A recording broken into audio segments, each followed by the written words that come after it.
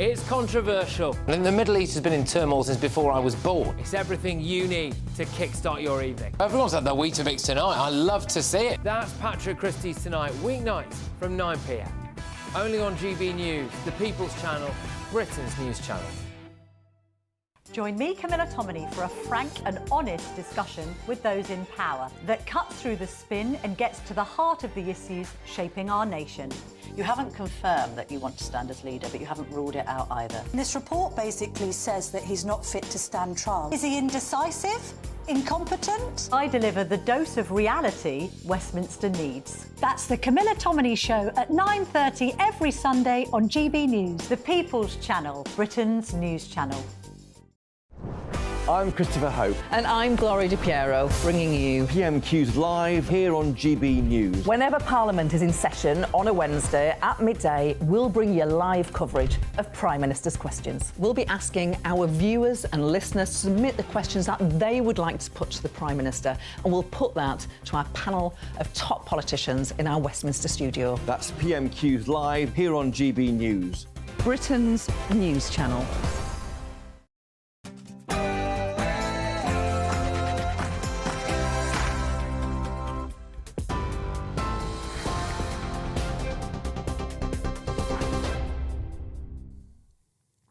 Good evening. It's 7 o'clock. I'm Will Hollis here in the GB Newsroom. A landlord from the Labour Party criticised for ant-infested flats has sacked the agents who managed the properties. Ilford South MP Jazz Athwell, who owns a rental portfolio of 15 residential and 3 commercial properties in the capital, said he was shocked and sickened by the conditions, which included black mould. A party on the hard right is on track to be the biggest in one of Germany's state elections. Alternative for Germany, also known as AfD, are expected to win in Thuringia with 1/3 of the vote. In neighbouring Saxony, the party is expected to come second. If correct, the anti-migrant Eurosceptic party will be the first on the right to win since the Second World War. Sir Keir Starmer has joined world leaders condemning what he's described as the horrific and senseless killing of 6 hostages in Gaza. US President Joe Biden's also said he's devastated and outraged by the news, while the Israeli Prime Minister insists he won't rest until those responsible are caught. Here in the UK, the leader of the Scottish National Party has been speaking before members on the final day of conference in Edinburgh. The keynote speech by Scotland's First Minister John Swinney, who took over the party from Humza Yousaf in May, highlighted child poverty as a priority, plus a ceasefire in Gaza. Humza was one of the first and remains a leading voice demanding an immediate ceasefire and the return safely of all hostages in Gaza. Let the message from this conference be heard loud and clear. The killing of innocent men, women and children must end, and it must end now. 2 teenagers have been arrested over the murder of a 13-year-old boy in Oldbury. West Midlands Police said the teens are being questioned in connection with the fatal stabbing in Lovett Avenue earlier this week. The family of the 13-year-old killed are aware of the developments. And the Met Office has extended thunderstorm warnings across a large part of the UK. Much of England, Wales and Scotland is now covered by the alert for today and tomorrow. Forecasters say there's a risk of flooding because of heavy showers and hail. And those are your latest GB News headlines. I'm Will Hollis with more in 1 hour. For the very latest GB News direct to your smartphone, sign up to News Alerts by scanning the QR code or go to gbnews.com/alerts. The Bank of England claims that human beings can change sex, the Taliban continue their war against women, and Labour want the police to start recording non-crime again. This is Free Speech Nation.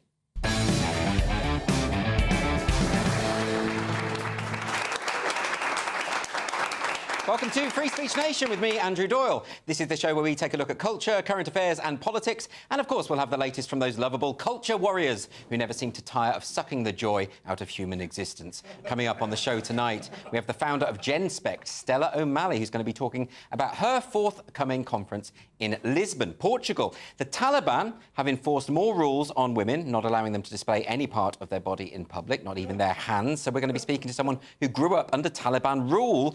And we're going to be taking a look at some stories from the world of culture with historian and broadcaster David Oldroyd-Bolt. And, of course, I have two wonderful comedians as my panellists this evening. We have Cressida Wetton and Paul Cox. Good week, Paul. Are you happy? Lovely week. Had a little drive-in through London. There were people speaking freely and smoking outside. Oh, yeah. Because that's all going to be nostalgia before we know it. So they're making the most of that right now. I saw that as well. And I also drove past Abbey Road, you know, where the zebra crossing? Yes. And people stand there mimicking the Beatles, taking photos, and I'm trying to get to work. It's outrageous. It's really annoying. Also against the law. Don't do that. How are you, Cressida? I'm very well, thank you. Yeah, you well? Yeah, still enjoying the sunshine. I keep hearing it's raining everywhere, not where I live. No, well, you still on the boat? No, no. You know? No, I've upgraded. I've got a fridge and everything. OK, well, it's been an interesting couple of weeks. Well, you know, I'm doing a tour, a Comedy Unleashed tour in a couple of weeks in Ireland. We had three venues, and one of them pulled the night because activists got in touch and said, we don't approve of this show. However, we found a venue that's twice the size, and it's already almost sold out. So that'll show them. Stuff. Isn't that weird, though? I mean, why didn't the venue just say to the activists, you do realise buying tickets isn't compulsory? That would have solved it, right? It would be in their world, though, because they'd love communism, wouldn't they? Or some sort of dictatorship where everyone had to buy tickets for what the government wanted them to see. Why can't you just do, like, if you don't want to see a show, don't buy a ticket to the show, and then the problem's sort of solved, isn't it? Absolutely. I'm absolutely delighted they've enabled you to get a larger venue. Well, yeah, I mean, it always backfires. It's the Streisand effect, isn't it? OK. Well, look, we've got a lovely audience here, so let's get some questions. Our first question comes from Stephen. Where is Stephen? Hello. Do you think it's right that Home Secretary Yvette Cooper is thinking about bringing legislation in Parliament to do with hate crime? Yeah, she's really clamping down on it. What's basically happened is there used to be these thing called non-crime hate incidents. Well, they still exist, actually, and the police effectively record non-crime if you commit a non-crime. If you say something offensive, someone perceives it to be offensive, they'll put it on your record. I mean, Stephen, what do you think about that? I mean, do the police have any business investigating non-crime? For me, any crime is a crime, and they should investigate any crime. Sure. But what about if you've said something offensive that isn't a crime? It depends on the legislation at the time. It depends what you've actually said. OK. Well, let's see what Paul thinks about that. Do you think it depends on what you've actually said? No, I think hate itself is an emotion, and an emotion is a very basic human thing that cannot be controlled, cannot be legislated against. And, of course, what we're really talking about here is free speech. So the ability to be able to say what you think about a subject, freely give an opinion at that time. Yep. Now, that is we say this all the time, but it is the bedrock of any democracy. But it's not just the bedrock of any democracy, it's the very essence of any public debate. And you can't solve any... If you don't have public debate, you end up with riots. Sure, I mean, Cressida, I guess what Yvette Cooper is saying here is, you know, she's seen what's happened with the riots, she's worried about the rise of the far right, and she's saying, you know, I want to eliminate hateful views from the world. What's wrong with that? That sounds lovely. Oh, well, first of all, how do we define them? I mean, that's a bit woolly, isn't it? This will be open to interpretation. And obviously, as Paul said, it's a natural human emotion. You can't. I bet the police will be absolutely delighted. It's not as if they haven't got enough on their hands at the moment. Well, there's that as well, exactly. I'm going to be talking later to a Labour Party member. I did invite a dozen Labour MPs to come and defend this decision. Weirdly, none of them said yes. All in IB for it, I imagine. I imagine they are. Throwing some shapes. Nothing wrong with that. Nothing wrong with... We don't mind Angela Rayner dancing. I think she's a good dancer. Don't mind. Just an observation. We'll probably get onto that later on, won't we? Anyway, I will be interviewing a Labour Party member about that question because I think it's a very interesting one. We're going to move on now to another question. This is from Steve. Where is Steve? Hi, Steve. How are you? Hi. Should the Bank of England force its employees to declare their pronouns? Yeah, this is a new gender-neutral language. Just stay a second, Steve, because I want to ask you about this. Do you think... I mean, this is the new training, leaked training materials from the Bank of England, but they've gone as far as to suggest that gender-critical views, saying that, you know, a man is a man and a woman is a woman and you can't change sex, that should not be encouraged or allowed. What do you make of this? Well, that sounds like common sense. I hadn't associated the Bank of England with common sense, but that's no, to but be the Bank of England is having a go at it. They're saying you can't say that. You know, if a member of staff says, "Oh, human beings can't change sex, that's just basic biology," the Bank of England will come down on them like a ton of coins. Could that be why we're in such a mess? Yeah, it's bizarre, isn't it? Cressida, do you have any views on this? I mean, this is pretty standard training material from any kind of institution that's Stonewall captured, effectively. Yeah, absolutely. It feels like activism. I think what will happen is most people will go along with it for a quiet life, and then every now and again you'll run into J.K. Rowling types who absolutely won't do it. Yes. And at that point, the bank will lose because you are allowed to believe that sex is not changeable. That's it's protected by law, exactly. But the problem with this is it always happens, and it keeps happening, and then someone brave enough stands up, and then there's a lawsuit, and they usually lose the first one, and then they win on appeal. And then the institution loses a lot of money. But they never learn, and they just go back and do it again. And thankfully now we're still in a job. Yeah, it's weird though, isn't it, Paul? I mean, can't we just say, you know, no more? Why should the Bank of England be training its members of staff to be ideologically skewed one way or the other? I mean, I would be just as concerned if they were training them to be Marxists or to be Conservatives or to be whatever it might be. Absolutely. You know, I mean, what do you want robots within your business, or do you want human beings? I mean, they work better. With free, they would work better. Yeah, you don't have to feed that's them. That's a good point. No holidays. But ultimately, they've all got a sort of a left-leaning algorithm, so there is that. There'll still be a job for us. Yes. But what you know, I mean, the language used within the article that I read said that these employees, as is true of all these big organisations, are going to be told. Yes. Told that they have to, like it's mandated. Now, you can't. If in order to tell someone, you then have to agree. Everyone has to agree that it's important to everyone. Yes. Pronouns are important to everyone, which is just not true. If you went and said completely off the record to every employee within the Bank of England, what do you think on this? At least, I believe, 60, 70, maybe even as much as 80% would say they don't care for it. It doesn't make any difference from their It's always a day-to-day. minority who care about this. So on that basis alone, where at what point in time did was it Stonewall? I don't know. But what point in time did things divert to the extreme that the minority's opinion is what has to overtake the whole philosophy? Stonewall had a pretty good racket, you know, the Diversity Champions scheme, where they effectively give institutions points for doing what they said. So they go up the ranks for following Stonewall, and they pay Stonewall for it. Exactly. It's like a mafia racket. Stonewall It's kind go of in incredible. as consultants, don't they? That's right. That's right. We're going to come in, consult us, and we'll tell you what we think you should do, and then you can pay us for it. Yeah, even if it's not necessarily in accordance with the law, because they have a habit of misrepresenting the law as well. So, I mean, look, the truth is that announcing your pronouns or someone expecting you to announce your pronouns is effectively like a purity test. It's effectively like saying, are you on board with our sacred creed? Yes. I mean, that's really what that's it is. all it Check is. your thinking. That is all it is, though, because you gain nothing, do you? Unless, you know, you're not too sure. Yeah, and also you don't refer to someone with their pronouns. It's when they're not in the room. When I talk about you, Paul, then I use your pronouns. You certainly do. You wouldn't believe what I say. It's absolutely outrageous. OK, well, look, let's move on. We've got a question now which came in via email. This is from Jeremy C. He asks, was the bond market crash Liz Truss's fault? Which is an interesting one, because she's now saying that it definitely wasn't, because apparently there's been some analysts within the Bank of England who have produced this report, and they found that the majority of the bond market crash under Liz Truss's tenure was actually caused by certain practices within the pensions industry. This is interesting. A lot of people have picked up on this. The Washington Post as well. A lot of people sort of saying you know, maybe Liz Truss was right all along. What do you think? Andrew, I've been banging the drum on this for ages. You're a big Truss fan, aren't you? I love economics. I just found out today I've been using lash risk all wrong. It doesn't mean when Paul says, let's just go for one. Right. It looks like it wasn't her fault, doesn't it? Well, I mean, at the time, there was this sense that the markets were spooked, and a lot of people said that she should have just held the course, really, because she's the first Conservative leader for a long time who has actually been in any way fiscally conservative, which is quite interesting. But she didn't, or the Tory party didn't. They decided just to reverse ferret immediately. Yes. Which maybe wasn't the right thing to do. But so, do you feel a bit sorry for Liz Truss? Well, I definitely. I mean, that's just generally I do with the lettuce, and the press haven't been very kind to her. No, they haven't, you know, because she's very much like the Lady Jane Grey of politics. You know, she was only there for a very short while. That was a historical reference. It was, yeah. Some people will get that. What do you think, Paul?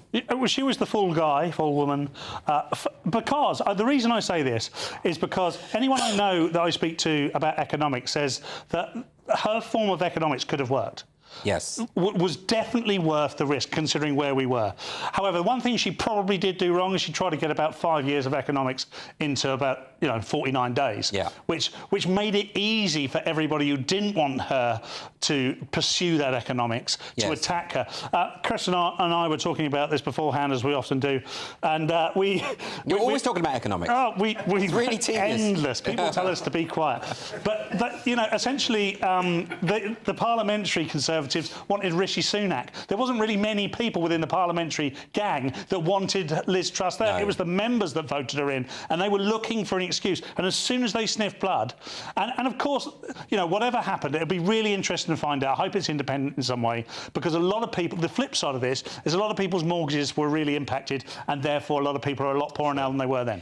Yeah, they wanted Rishi Sunak. That worked out really well, so they did well then, didn't they? Look how clever they are. I mean, God, love, I feel bad for her. But, she's got a book out now, and she's doing pretty well. Oh, and this has just surfaced. Fascinating. Yeah, so she's... Yeah, exactly. But, look, if it's not her fault, this has come from within the Bank of England. Yes, it's their own analysts have said this, although they are subsequently refusing to comment on that.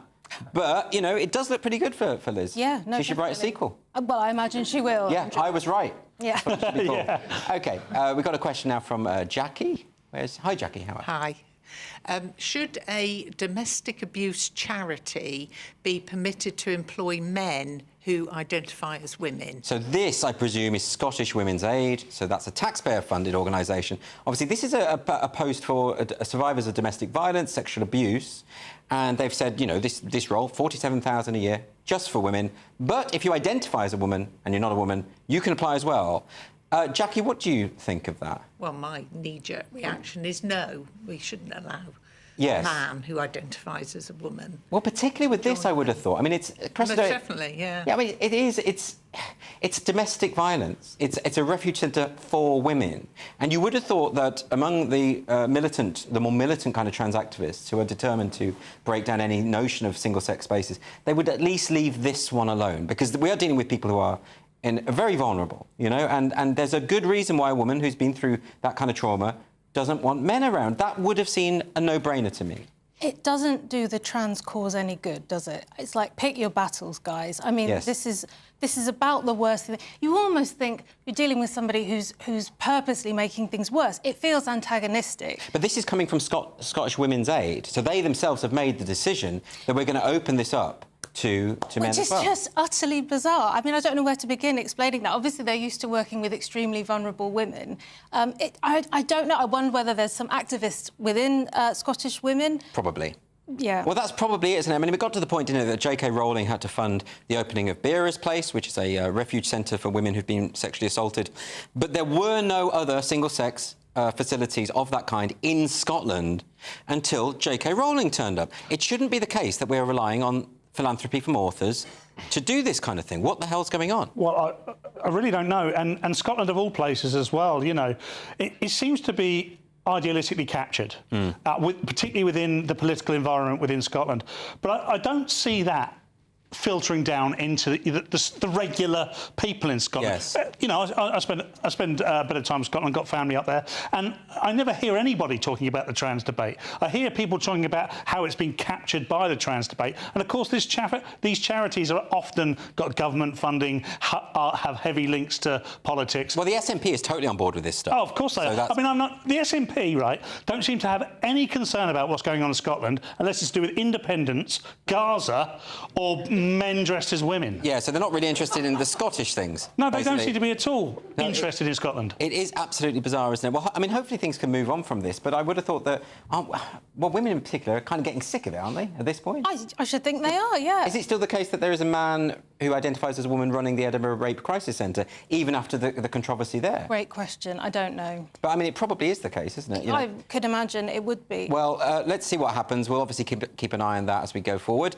But next on Free Speech Nation, I have the founder of GenSpect, Stella O'Malley. She's going to be joining me in the studio to discuss her upcoming conference in Lisbon. Don't go anywhere.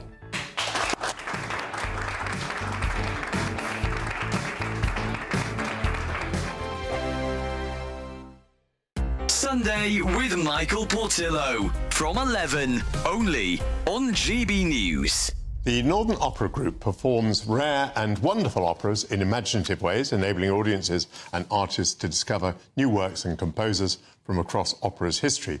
The group produces the annual Leeds Opera Festival, which combines new productions of rare operas with a wide range of talks, panel discussions, workshops and other events. 2024 marks the festival's 8th season, and it's set to offer the world a premiere of Northern Opera Group's latest commission, Sherlock Holmes and the Sign of Four, an interpretation of the Sir Arthur Conan Doyle 19th century mystery novel.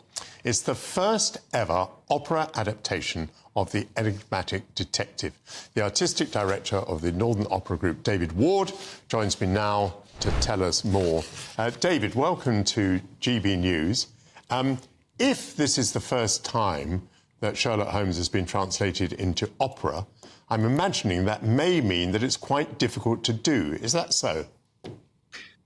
It's certainly a creative challenge, yes, and we knew that when we started on the project. I mean, as you'll know, opera traditionally has been slower-paced stories, ones that relied on less kind of narrative drive and action. So our first challenge was actually how do we translate this kind of story into opera? So it's been about looking at that musical language we use, the theatrical language, and I very much hope that we have been able to find a solution to do that. Well, it first started in 2020 when we all had a lot of time on our hands, and I finally picked up the Sherlock Holmes novels to have a read. And as I was reading them, it just struck me that these could make a fantastic opera, as well as those great theatrical set pieces. You know, you've also got a wonderful kind of cast of characters that you could have on stage.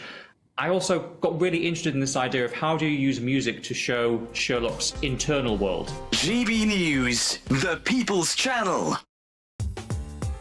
I'm Christopher Hope. From pop stars to politicians, I'll interview anybody in a pub who's got a political opinion. Join me every Friday on Spotify, Apple Podcasts, YouTube or gbnews.com, or wherever you get your podcasts. This is GB News, the People's Channel. Join me, Nana Akwe, for an informative, interactive news programme with a difference. It's fun.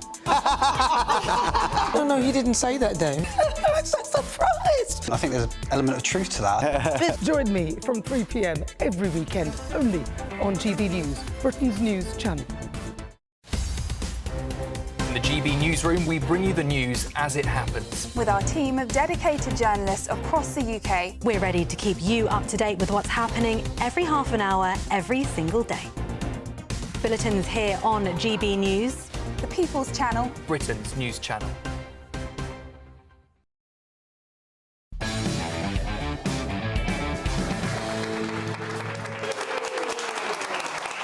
Welcome back to Free Speech Nation with me, Andrew Doyle.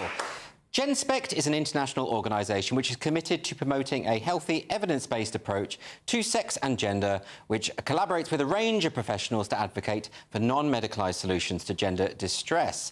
There's a forthcoming conference for GenSpect in Lisbon, Portugal, and so I'm delighted to be able to say that the psychotherapist and author and founder of GenSpect, Stella O'Malley, joins me now. Welcome to the show, Stella. Thank you. Now, you're going to have to explain to us what GenSpect is about and how long you've been running. What is it? We founded GenSpect originally for parents because so many parents had come to us in distress as psychotherapists. But the idea was to kind of promote a non-medicalised approach to gender dysphoria. We're aware there's a huge explosion of gender-distressed young people. And our approach is, well, why do you have to actually medicalise your body? Why can't you have your identity, dress whatever you want? Like J.K. Rowling said, dress however you please, you know. But there's no need to actually medicalise. There's no need to actually change your name or your pronouns. You can just try on different identities. Now, when did that explosion really begin? And when did we move from a kind of psychotherapeutic approach to people who have these problems to drugs? Yeah. In and around 10 years ago, it was extraordinary. It's very, very similar to the smartphone ownership among teenagers. Right. That suddenly, there was a huge explosion in the kind of early 2013, 2014, and an awful lot of kids went online. It's been studied to death. Why did suddenly so many children suddenly seek medical transition? Everybody has a theory, but certainly they found each other online, and it was very much promoted by what seems to be a multi-billion-dollar industry who are delighted to get more and more people who want to medicalise their bodies, because that means they will be medicalised for life. So people who believe that this is a good option, they believe it to the the depths of their soul. Yes. While other people say, well, shouldn't we try least invasive first options first? So that's very interesting because, of course, the Cass review, 4 years in the making, has come out along your perspective and said that there is no evidence for the gender-affirming care approach. In other words, if a child, a young person, turns up at a clinic and says, I think I'm in the wrong body, you shouldn't automatically just say, yes, you are, here are the drugs. Because that's effectively what's happening, isn't it? That's exactly what's happening. So what happens is a kid feels that maybe they go through puberty, maybe they're lonely, maybe they're in distress or autistic, or they might be, let's say, they might have same-sex attraction and they don't quite know it yet because they're mixed up and distressed and young, and they think that they're in the wrong body. They hate their body. A lot of 14-year-olds hate their body. Absolutely. Yeah. And somewhere online they get the idea you've been born in the wrong body. You can be a different person. You can have a different body with a different name and a different identity. And it might be just like that cool YouTuber you follow, and they fall for it because they're gullible and they're young. Who shouldn't be falling for it is the doctors and the professionals who are actually should be looking after these distressed But why kids. did that happen? Why did it come to the point where doctors en masse started saying, yes, we're just going to affirm whatever the child says, rather than let's have a conversation about what other potential comorbidities or other circumstances might be appropriate? You know what? Years ago, there was always a tiny, small number of people who sought medical transition, and nobody really explored who they were and why they wanted it, and should they really be medically transitioning, and is it good for their bodies, and is it good for their psyche? And I'm not saying what should have been done, but we never explored it, and it's only the focus, frankly, from the parents of these teenagers who are suddenly saying, why are they doing this? Yes. They're going to end up with sexual dysfunction, they're going to end up infertile, they're going to end up with huge amounts of medical complications. So why it happens, there's always been a small number of people who have sought to be something different. Yes. That's not new. What's new is, like you said, the doctors suddenly en masse said yes. Psychotherapy, I'm a psychotherapist, we've lost our way. We've become something that rather than, if you came to me, I would hope to offer you a therapeutic process. And that would be back and forth, and it might be challenging, and you mightn't be very happy, and there'd be some exploration, and there'd be a lot of truth, and it could be quite difficult. While it's turned into therapeutic support rather than a process. Oh, I see. So it's almost like the Samaritans, where I'm supposed to, according to these new days, kind of sympathetic noises and go, Yes, but you're advocating a therapeutic approach. Now, there are some people in the Labour Party, actually there's some people in the Conservative Party as well, who say that what you're advocating there is trans-conversion therapy, that these young people have an innate gendered soul or identity or whatever you want to call it, and you're trying to fix them. You're the same as those people who used to wire up gay people to electrodes and try and heterosexualise them. What do you say to that? I'd say a little bit of knowledge is a dangerous thing. That's what I'd say to them, because they don't know what they're talking about when they're talking about psychotherapy. Because psychotherapy is fundamentally, conventional psychotherapy is an exploratory process. It isn't a case of whatever you like, whatever you like, whatever you like. That's not what I studied for, that's not what any psychotherapist has studied for. But politicians suddenly kind of making pronouncements about what psychotherapy should be and shouldn't be, is frankly, they're out of their lane and they don't know what they're talking about. It's so strange to hear politicians speaking about things they know nothing about. Never heard of that before. OK, so this is your approach and this is what Gen Spect is for, and you have the backing now of the Cass review. You know, it's completely come out. All of the expertise, all of the research is going your way, so there is progress being made. Definitely. You have an annual conference, and it coincides with another conference. Do you want to tell us about this? Well, what happened was we realised that WPATH were the self-identified kind of authorities on transgender healthcare. The only reason, they're the World Professional Association for Transgender Healthcare. They started as a kind of this loose affiliation of trans people and doctors and lobbyists and people who were interested in it back in 1979. And they were experts and authorities because nobody else was challenging for this position. It was a fringe, kind of very much a fringe activity that nobody was interested in. And they, over the years, got a lot of funding, and over the years they became less and less fringe, and they became quite mainstream. And they have regular conferences, but their big kind of response to any challenges, for example, from Gen Spec saying, well, what about a non-medicalised approach? Why do you have to medicalise these people? There was the kind of hashtag no debate. We don't debate this. And which is profoundly inappropriate for a lot of reasons. And so our response to their no debate was, well, we'll have a conference at the same time, in the same town, everywhere you have a conference. Yes. So that means you get to go to Lisbon. Yes. They're holding it in Lisbon this year. And we were in Killarney last year and we were in Denver, Colorado last year. Great. Because they were in Denver, Colorado. So wherever they are, we are. And we're saying, yeah, well, you're saying no debate. We're saying, why don't you come over to our conference? And they have... So you have invited WPATH? We've invited them and Yes. we've said they're free in if they want to come over, and we'd be delighted to explore this. I wouldn't hold your breath, Stella, but I'm glad that you've extended the invitation. We did. When I did a show about the WPATH WPATH files. Yeah, I invited over 30 members of WPATH, and they all said no. So, you know, they're not the most conversational. So WPATH, however, seem to have the upper hand. They've been able to influence all sorts of medical institutions, including the NHS, although the NHS is now nervously backing away. But they have had that power, haven't they? They've had a huge amount of power, but because they were in position years before anybody else was, because nobody else wanted it, nobody else was interested in it, and most doctors didn't have anything to do with this profession. And then, like you say, there was a kind of a mindless affirmation that happened between 2010 and 2020, where doctors just kind of nodded along, not quite knowing what they were nodding along to, generally under the kind of inappropriate idea that being trans is kind of like being gay, so I'll just nod along because I don't really get it, and actually this whole thing freaks me out, so I'll just nod and it'll go away quickly. I truly think... Yeah, I mean, you could have a point there, because a lot of the things that WPATH are saying are pseudoscience, are not evidence-based. They even know that themselves. That was the leaked WPATH files revealed, that they know that a lot of their own patients cannot possibly consent to the treatments that they're embarking on. So there's a danger to the influence of WPATH. The WPATH files revealed not only that WPATH were causing harm, but that they know they're causing harm. Yes. That they actually know that there are problems with the treatment they're giving, and they're choosing to continue. So it does feel like WPATH is on its last legs. It might take a while, but certainly they've been discredited so badly, and the Cass review is so strong as a kind of an antidote to the kind of pseudoscience that they've been living on for decades, that I do think that their day is over, but it will take some time for everybody else to catch on. So in the interest of transparency, I should say that I am speaking at the Gen Spect event in Portugal. Could you tell us about the event? Yeah. Are there tickets left? There are tickets left, so go on to genspect.org and you can get some last-minute tickets. It's going to be great. It's very much a kind of a gender festival, for want of a better phrase, or maybe a gender-critical festival. But there's some brilliant speakers. We've Julie Bindel will be speaking about parental trauma, which I think is going to be fascinating. Kathleen Stock will be talking about something interesting called something like lesbian as an identity. Then there's people like Graham Linehan will be speaking as well, and he's always a pleasure. There's some brilliant speakers. People like Matthias Desmet, who spoke a lot about COVID, and he talks about mass formation psychosis. So he's going to be speaking about speaking truth in a time of propaganda. And Frank Fioridi is going to be talking about the EU and its obsessive policies around gender mainstreaming.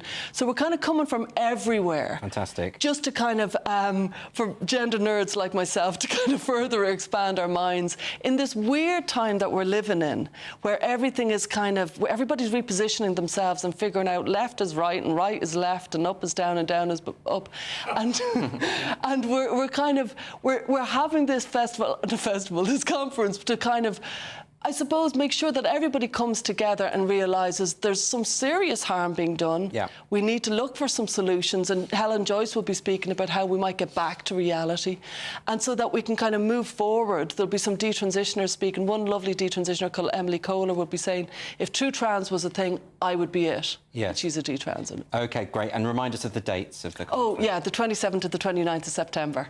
Good. And Lisbon is gorgeous. Yes, so it is. It's so beautiful. It'll be fantastic. Yeah, so it will. Hopefully people can come along. Stella O'Malley, thank you ever so much for joining me. Thank you. And next up on Free Speech Nation, we're going to discuss how women are being even further suppressed under Taliban rule in Afghanistan. Don't go anywhere.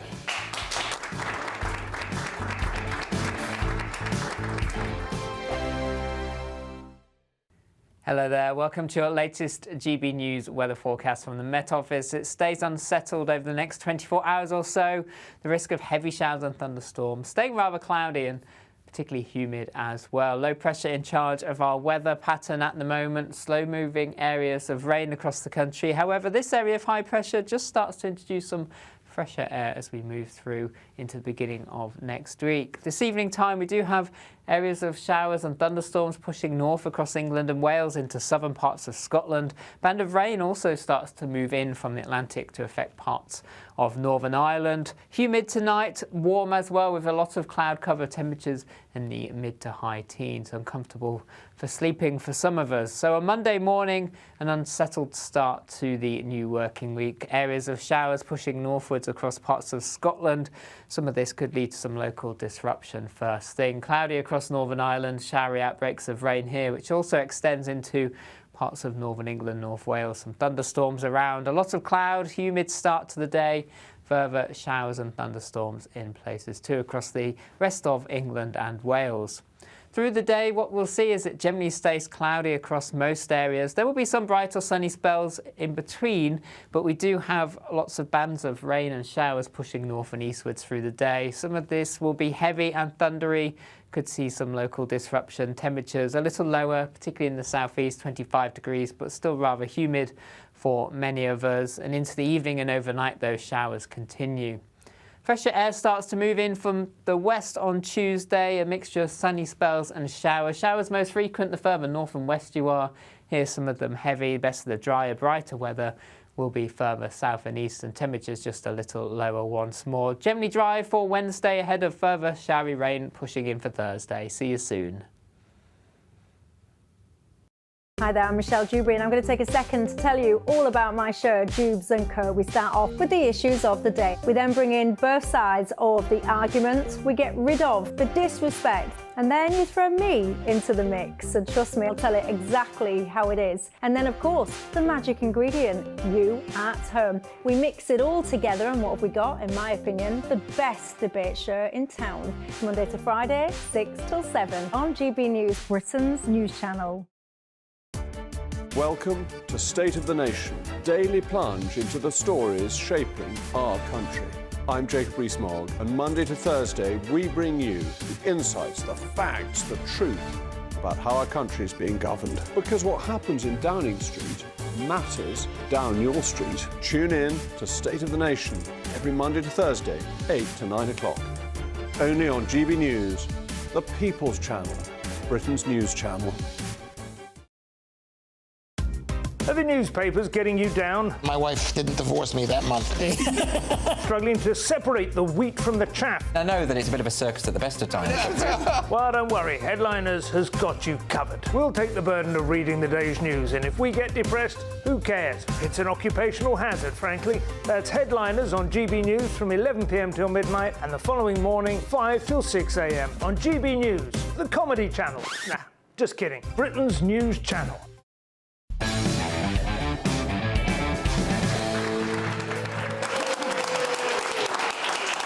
Welcome back to Free Speech Nation. Later in the show, I'm going to be turning agony uncle with the help of my panel. Paul Cox and Cressida Wetton will help you deal with your unfiltered dilemmas. So message us at gbnews.com/yoursay, and we'll help you sort your life out. Up next, very serious topic now on how women are being even further suppressed by Taliban rule in Afghanistan. Now, here you can see a picture of how women must now dress, with their full faces and their whole bodies having to be covered with absolutely nothing visible, not even their hands. And we're going to be speaking now with Dr. Wida Miran, who is a lecturer in international relations who grew up in Afghanistan under Taliban rule. Dr. Miran, thank you ever so much for joining me on tonight's show. Can I ask you firstly about your own experience with the Taliban?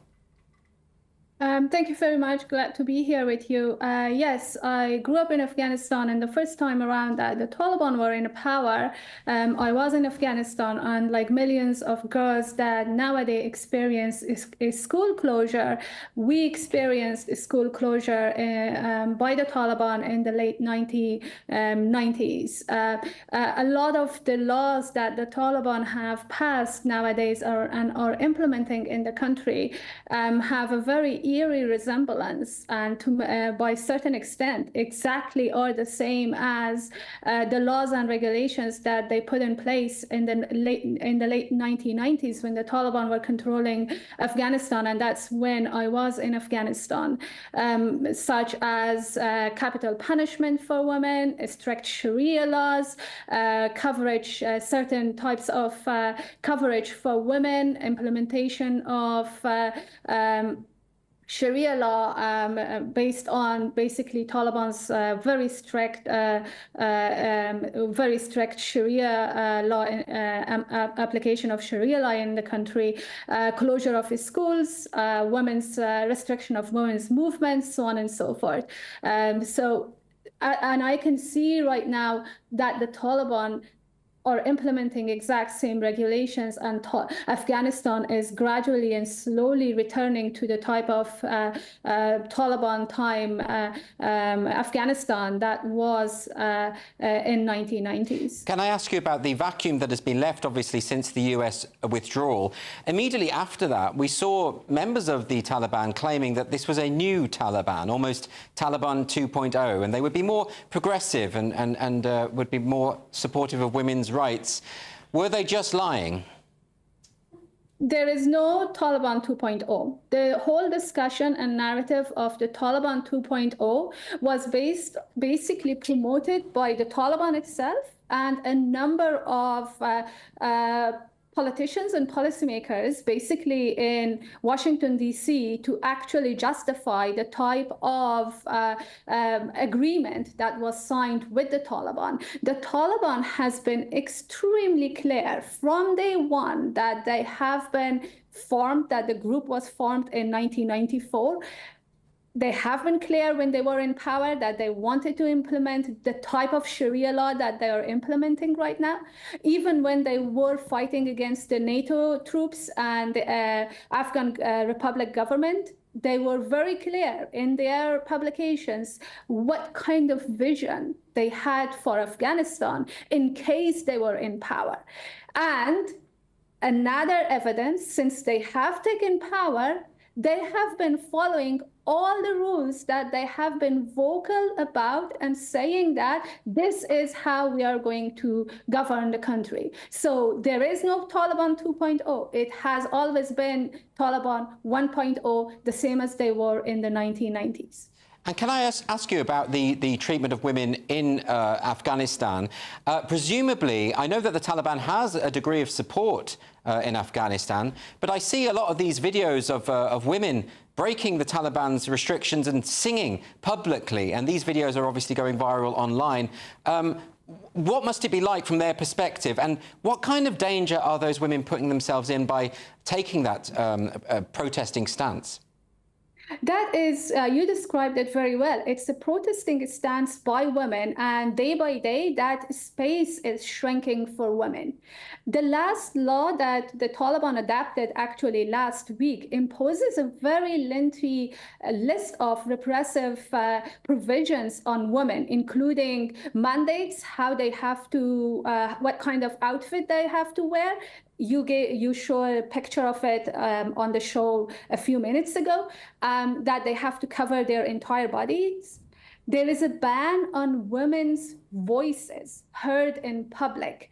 And also there are further restrictions on their movements. And if they can go out without a male relative accompanying them, that would be also considered a violation of Taliban's regulations. So once this law has been put in place, which was also going back to what I said, exactly the type of laws and regulations that the Taliban were implementing in the 1990s, then any violations of it can be met with punishment.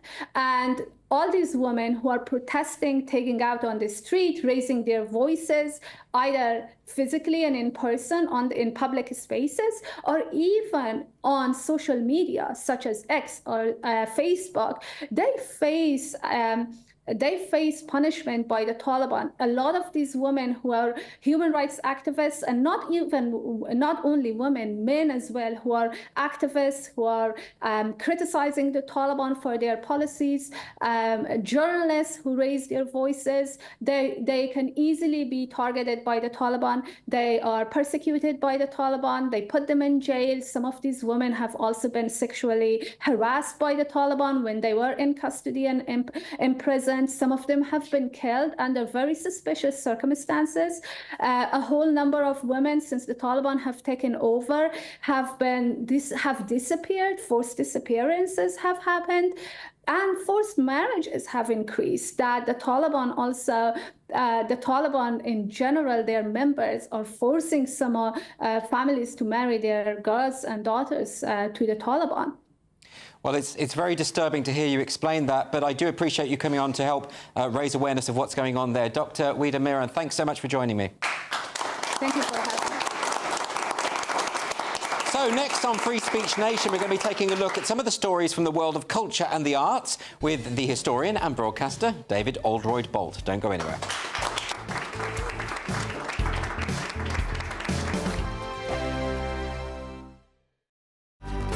Good afternoon, Britain. Your lunchtime update on the stories that matter across the UK.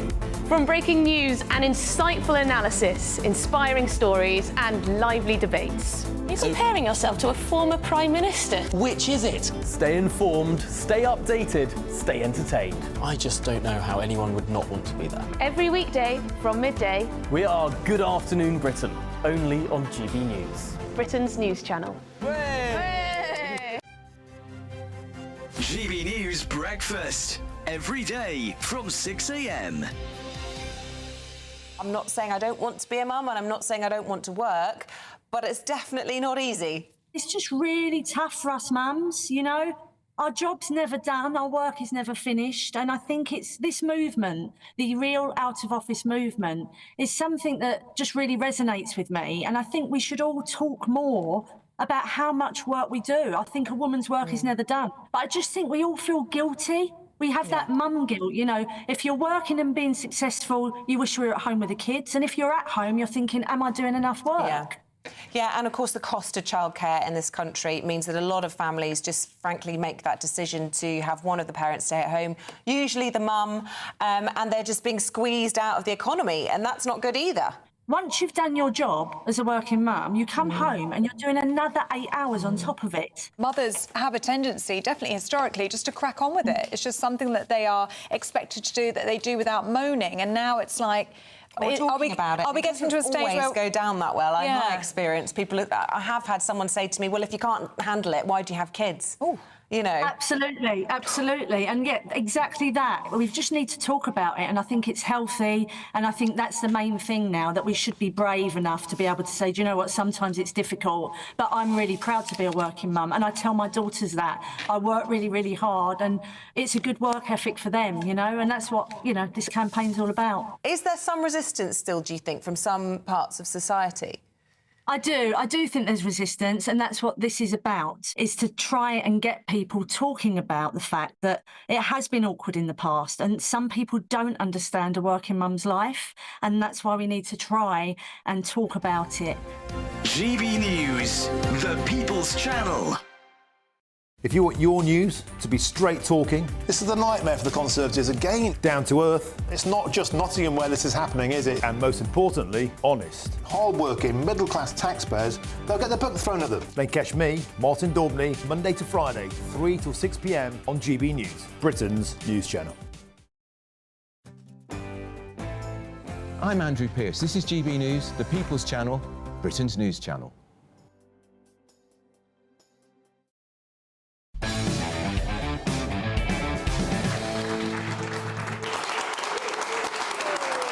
Welcome back to Free Speech Nation with me, Andrew Doyle. So let's now take this opportunity to have a look at some stories from the world of art and culture, and who better to discuss them than the historian and broadcaster David Oldroyd-Bolt. Welcome to the show. Welcome back to the show, of course, David. So, what have you been looking at this week? Well, this week was a great week at the Proms, which is drawing to its close. Last night, I had the great privilege of hearing the Rolls-Royce of orchestras, the Berlin Philharmonic, play at the Albert Hall. The first half with the most intriguing soloist I've heard this year, the Icelandic pianist Vikingur Ólafsson, who's very well known for playing Bach. Last night he was playing the Schumann Piano Concerto, which is a work of the mid-19th century, quite virtuosic, full of fireworks and pathos, and it was a really interesting mixture of a pianist not known for this sort of repertoire and seeing how he dealt with it. Yes. I mean, as you'd expect, the orchestra was magnificent. It really is one of those orchestral performances where you think it can't be better done. Yes. They're so well drilled. The sound envelops you in a way that very few orchestras ever manage. And I think they worked well with Olafsson. My qualm was that his sound was nowhere near big enough for the piece. Right. He had also picked a really quite odd piano. It was very tinny and harsh in the top register. I think because he knew that he didn't have a great deal of projection in his power, so he was trying to make up for that with the instrument, but it came across as rather thin. But then, his encore, he played Bach, of course. And I don't know if you've ever heard the sound of 5,000 people holding their breath. It's the most extraordinary feeling when you know that everybody in the auditorium is straining every nerve to pick up all of the nuance. It was one of the most exquisite performances I've ever heard of Bach. He was playing a transcription of an organ piece, and he began by saying, you know, this should be played on the instrument behind me, yes, but I'll try and do my best with this. I mean, of course, a lot of people go to the proms because they want to see the greatest hits, so don't yes. they? But as you say, sometimes, every now and then, the BBC does something a bit left field, and they... Well, this was it was an interesting pairing. And then in the second half, this year is the bicentenary of the Czech composer Bedřich Smetana. They had the whole of his cycle of 6 symphonic poems Mavlast. The most well-known of them is the third, the Vltava, which all of your viewers will know. It's played in adverts, it's played in films. It's one of the classic FM things that's on all the time. It's an evocation of the river. But it was wonderful to hear it in the context of the other 5 pieces, because you realise that this is essentially a symphonic cycle. Again, the Berlin Phil pulled out all of the stops. It was such a pleasure to hear it. And we've got, I think, tonight there is another Berlin Phil prom, so any of you watching this on catch-up, I hope that's where you've been rather than somewhere more frivolous. And then another 2 weeks of the proms. It finishes on the 14th. So plenty more to go, but unfortunately this will be the last proms review of this season. Fantastic. And what else? I believe you've been reading a book. Well, we have Robert Harris's new book, Precipice. Robert Harris, one of the best-known of current English novelists. I think this is his 16th book. Not to be confused with Thomas Harris, the author of Hannibal. No, slightly different. Yeah. He's also a wonderfully well-known scriptwriter. He's gone into historical fiction mode, which he's done before brilliantly with the Roman trio based on Cicero. This is a really intriguing, I'm sorry to use the word again, but it is intriguing concept for a book, because he's essentially using letters as the basis for the plot. This is the Prime Minister during... So this is the Prime Minister during the First World War, Herbert Asquith, yes. H.H. Asquith, who was obsessed at the age of 61 with the 26-year-old fellow aristocrat Venetia Stanley. His father was Lord Stanley of Alderley Edge in Cheshire. They were big landowners there and in Wales. He had a correspondence with her that by the time the affair reached its fever pitch, during the most trying months of the First World War, during the Gallipoli campaign, he was writing 3 long letters to her a day. All of his letters to her are extant. He burnt all the ones he received from her. And Robert Harris has gone, and he acknowledges this in the book, to the family and said, look, everybody in history and everybody in political history knows about this, but apart from the fact that they were published in the 70s, it's sort of fallen out of public knowledge. So they've been in the public domain? They have been. And so he has used this as the basis to explore what became, by the end of it, an obsessional relationship between the Prime Minister and this young woman. It is said that society knew about it, but I think what he does very well is to explore to what degree it is possible to run any sort of organisation, never mind the country in wartime, when your entire attention is on a love affair. And, of course, these people are still human beings, and it's a fascinating subject for fiction. Yeah, and I think it looks at the transgressive nature of that relationship between the 61-year-old and the 26-7-year-old. Like a lot of modern historical fiction, it suffers from not being able to decide what register it wants to pitch itself. At times, he's trying to capture the speech patterns of the early part of the last century. At other times, he lapses into the sort of dialogue that you'd hear in Friends. And it's quite incongruous. There are times when, you know, for instance, he has Churchill saying, talking about his wife who's just given birth, oh, she'll be fine, don't worry about it. You know, that sort of flippancy, which anybody who knows Churchill's speech style will know that it wasn't part of him.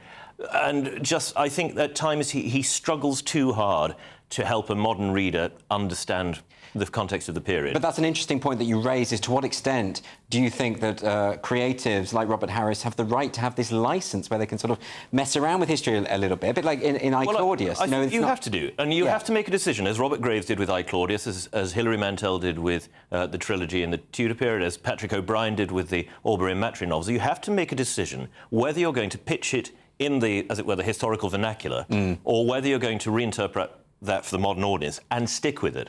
And I think this is a problem that Ken Follett, the historical fiction author, also, in my view, has this problem. They can't quite decide which register they're using. Yes. It comes across, I think, as jarring to the reader. Now, thankfully, Harris doesn't... he's not pedantic towards the reader. He's not didactic. He understands that actually most readers will go and Google something if they don't understand who someone was or what an event was.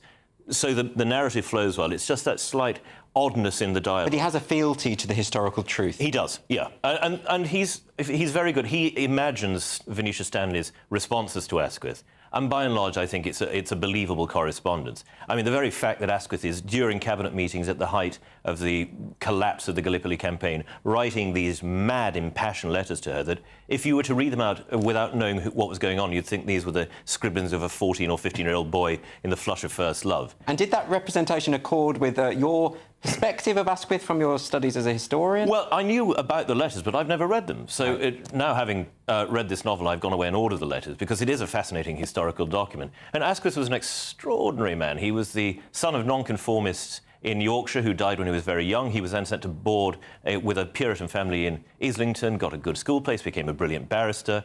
He's the last ever leader of a Liberal majority government in this country. But he had immense failings. He was a drunk. His nickname was Squiffy.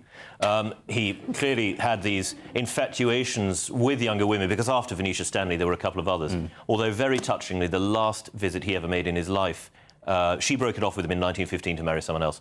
The very last visit of his life was to her in 1928, before he became too ill to leave his house. So I think, in his mind, he never fell out of love with her. And it's a fascinating and deeply impressive look into the contrast of power and responsibility, and how much of your personal life you must put aside in order to have and to assume this great responsibility, which perhaps recent politicians haven't necessarily done terribly well. Absolutely. So remind us, Robert Harris, the book is called Precipice. Yes. It's out now. I believe the book launches this week. If any of you are lucky enough to be going, do send us a line about it. And you do recommend it? I do recommend it. I think, you know, those gripes about register aside, it's a very well-done novel, as you would expect of Harris, and I can well imagine it being filmed. David Oldroyd-Bolt, thanks so much for joining me.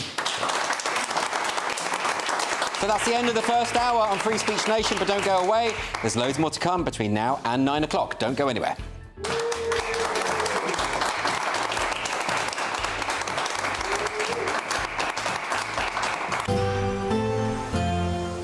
A brighter outlook with Box Solar, sponsors of weather on GB News.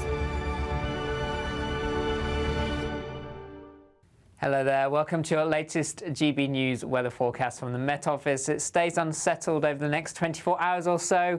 The risk of heavy showers and thunderstorms staying rather cloudy and particularly humid as well. Low pressure in charge of our weather pattern at the moment. Slow moving areas of rain across the country. However, this area of high pressure just starts to introduce some fresher air as we move through into the beginning of next week. This evening time we do have areas of showers and thunderstorms pushing north across England and Wales into southern parts of Scotland. Band of rain also starts to move in from the Atlantic to affect parts of Northern Ireland. Humid tonight, warm as well, with a lot of cloud cover, temperatures in the mid to high teens. Uncomfortable for sleeping for some of us. So on Monday morning, an unsettled start to the new working week. Areas of showers pushing northwards across parts of Scotland. Some of this could lead to some local disruption first thing. Cloudy across Northern Ireland, showery outbreaks of rain here, which also extends into parts of northern England, North Wales. Some thunderstorms around. A lot of cloud, humid start to the day.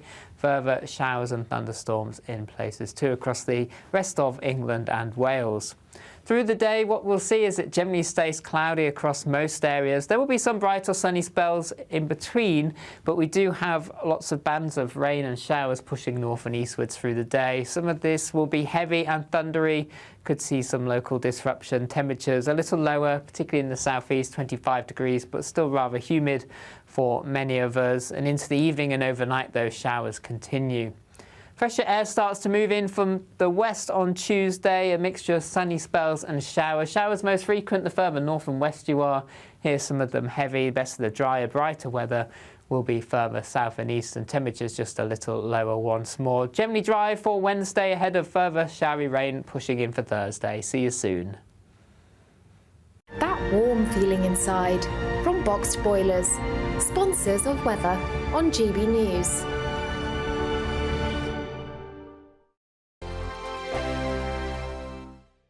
This is your... This is GB News, Britain's news channel. Top gear to top beer. See what we did there.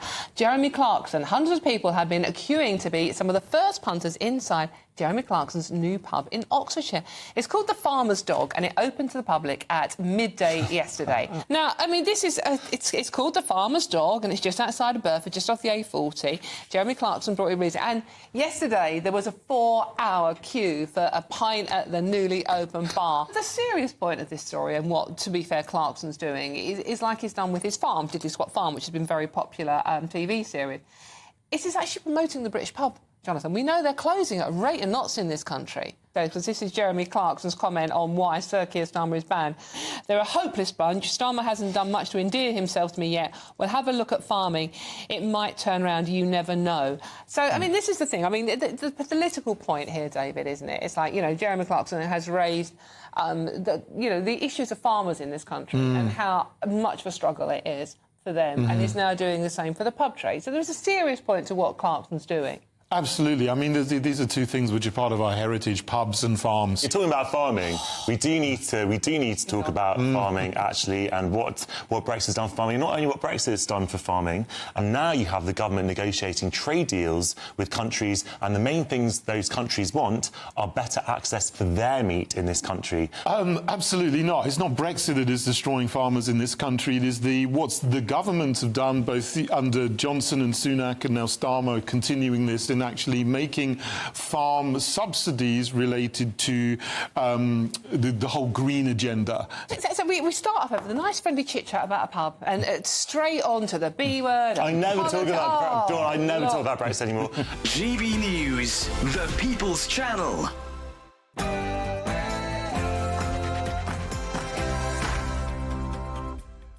There's plenty more still to come on Free Speech Nation this week, but let's get a news update first from Will Hollis.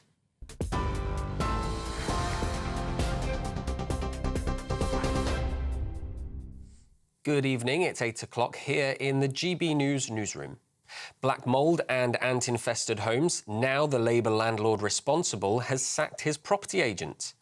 Ilford South MP Jazz Athwell, who owns a rental portfolio of 15 homes and 3 commercial buildings in London, said he was shocked and sickened by the conditions. To Germany now, and a party on the hard right is expected to be the biggest in at least one state of the country's regional elections. Alternative for Germany, also known as the AfD, is expected to win in Thuringia with a third of the vote. In neighbouring Saxony, the party is expected to come second.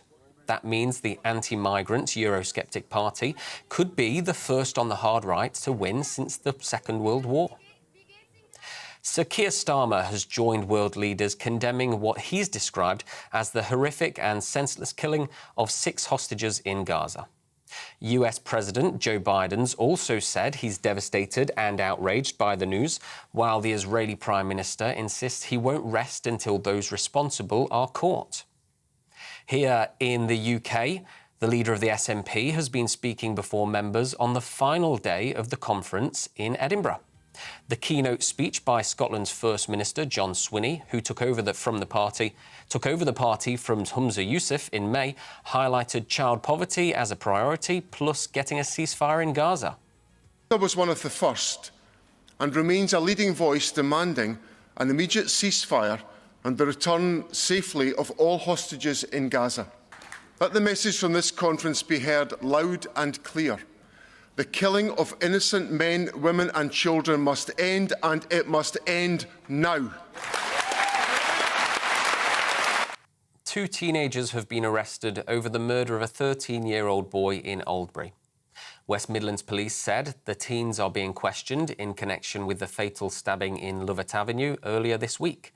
The family of the 13-year-old who died in his own home are aware of those developments. And finally, thunderstorm warnings across a large part of the UK as the Met Office increases its alerts.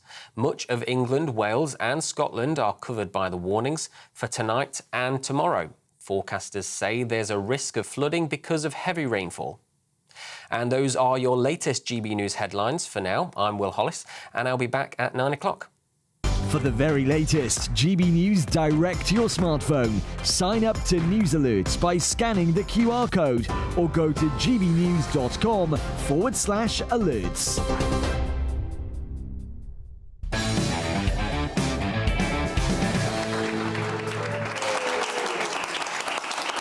Welcome back to Free Speech Nation with me, Andrew Doyle. Now, before we get to our audience questions, let's have a look at something different. The writer Graham Linehan this week shared a shocking resignation letter from a John Lewis employee on his Substack. Leslie Pickup, who was a selling partner at John Lewis's Cheadle branch, describes how trans activists within the company are seemingly compromising the safety of female staff and customers. She writes, without negotiation, unilaterally, arbitrarily, and without their consent or any say in the matter whatsoever, they, as in staff members, are now expected to be completely and without question subservient to the needs of their male colleagues. She goes on to describe how female colleagues live in fear of speaking out, as men who identify as women at work are given access to female-only spaces. According to Ms. Pickup, John Lewis has told female staff unhappy about the situation that they can just use the disabled toilets. And if they disagree with biological men in the female changing rooms, they will be provided with a small locker a little distance away. So this is how Ms. Pickup ends the letter. She says, I will not be serving out my 2 weeks' notice, as I am not prepared to set foot in an establishment, either as an employee or a customer, that chooses to treat its female members of staff with such disregard when it comes to their safe spaces. So all of this letter can be read on Graham Linehan's Substack, so I urge you to check that out. We did invite John Lewis to provide a representative to talk about this evening, but they declined. Cressida, what do you make of this? This is quite a shocking resignation letter, isn't it?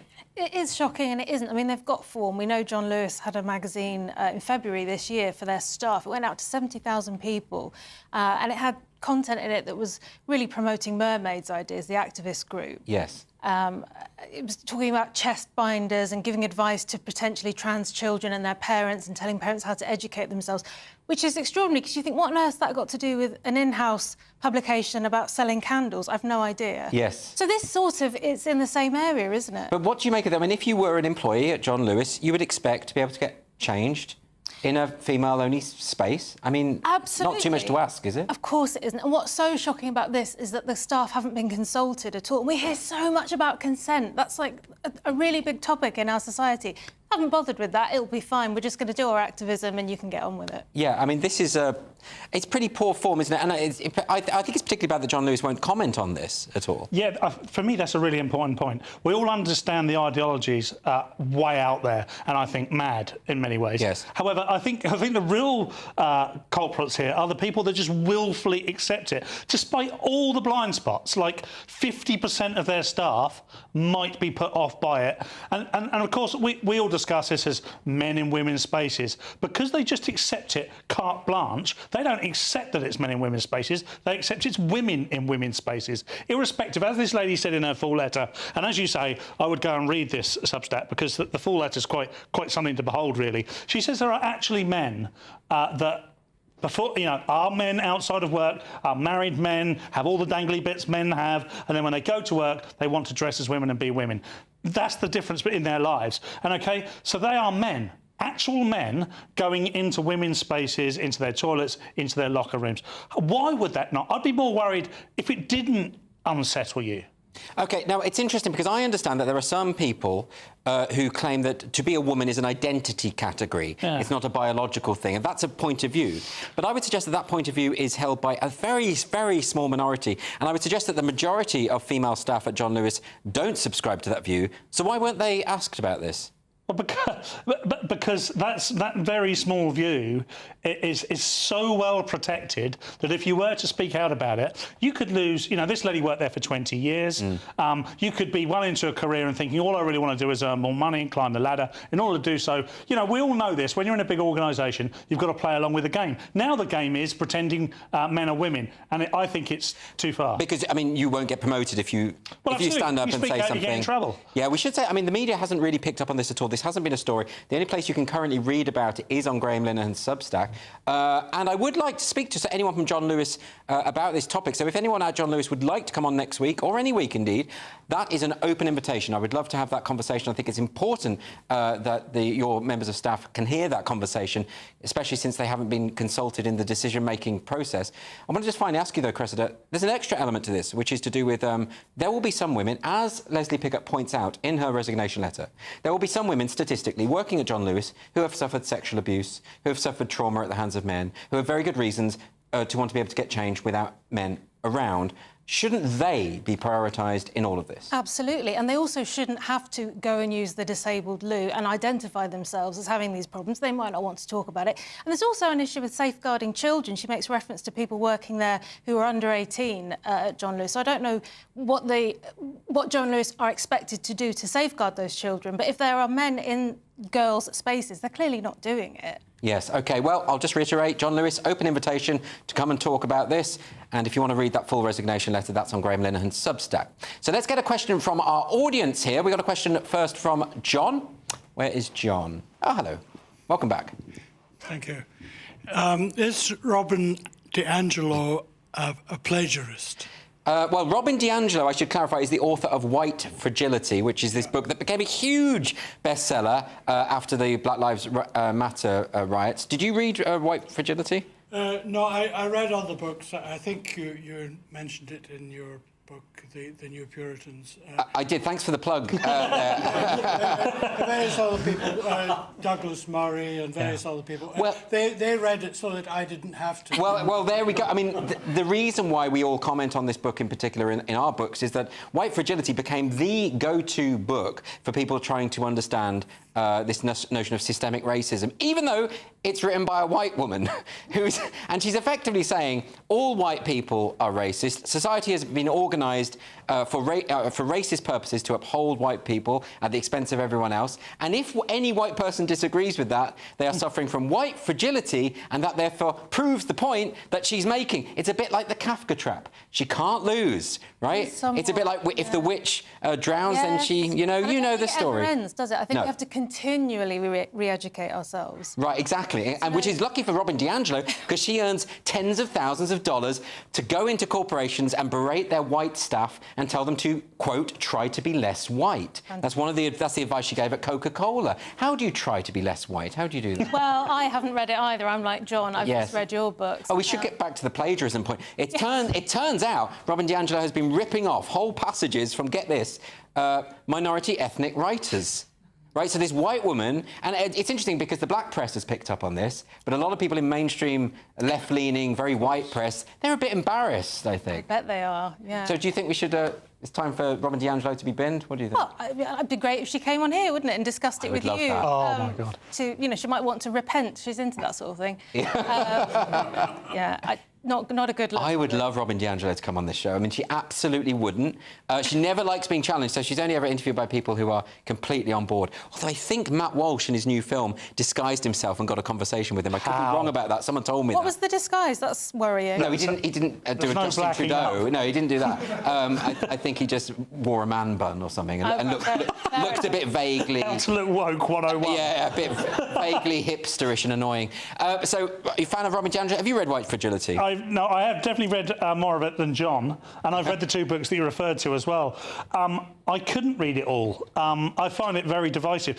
She is responsible for the most dangerous and divisive policies, particularly within American schools, in the last 10 years. She's basically created a whole curriculum around telling white people and white children that they are bad, and if they don't think that they're bad, then they're double bad for thinking that they're not bad. Yes. And, it's amazing. If she'd written a book just on how to manage children, that would have been better. Yeah, surely. Well, I should say that she absolutely denies the charges of plagiarism. I've seen the parallel texts. There are lots of phrases that appeared in other people's work, but I suppose it depends on your definition of plagiarism, doesn't it? Let's get a question from Anton next. Hi, Anton. Should Jess Phillips be treated differently in a hospital situation? Yeah, this is a big story this week. And, of course, as you know, Jess Phillips was giving some kind of talk somewhere at some kind of festival. And she made An evening with Jess Phillips. And it was called An Evening with Jess Phillips. God, who buys tickets for that? And anyway, she was giving this talk and she made the point that she went to a hospital for some reason, and she said that, well, she claims that she got preferential treatment from the doctor because the doctor recognised her, saying, oh, you're Jess Phillips, and you voted in favour of a ceasefire in Gaza, and I'm Palestinian, so I support that, so I'm going to give you, I don't know, an extra injection or something. Well, he didn't say that. No. The bit that's in quote marks is him saying, I like you, you voted for a ceasefire. Yes. She's added, and therefore I got quicker treatment. But it's not really clear what she said. We haven't seen a clip of this. Yes, exactly. We've just read reports of it. Yeah. So I'm not entirely sure what her point was. I know. I think it's very unclear, and I think it's a bit unfair for us to be assuming anything about this until we see the actual recording or get some clarification. Jess Phillips' team have said this isn't the way it went down, because if it were the case that there was a two-tier NHS, that would be pretty shocking stuff, wouldn't it? Well, I think we're well on our way to a two-tier NHS for a number of reasons, actually. The NHS doesn't work, and you can get a better version of the NHS if you pay, and I think we're going that way anyway. With regards to Jess Phillips, the sort of context of this is she'd gone into hospital, she was breathless, her lips had gone blue. She thought about identifying as a Smurf, and then she got into the hospital. She saw the absolute state of the A&E.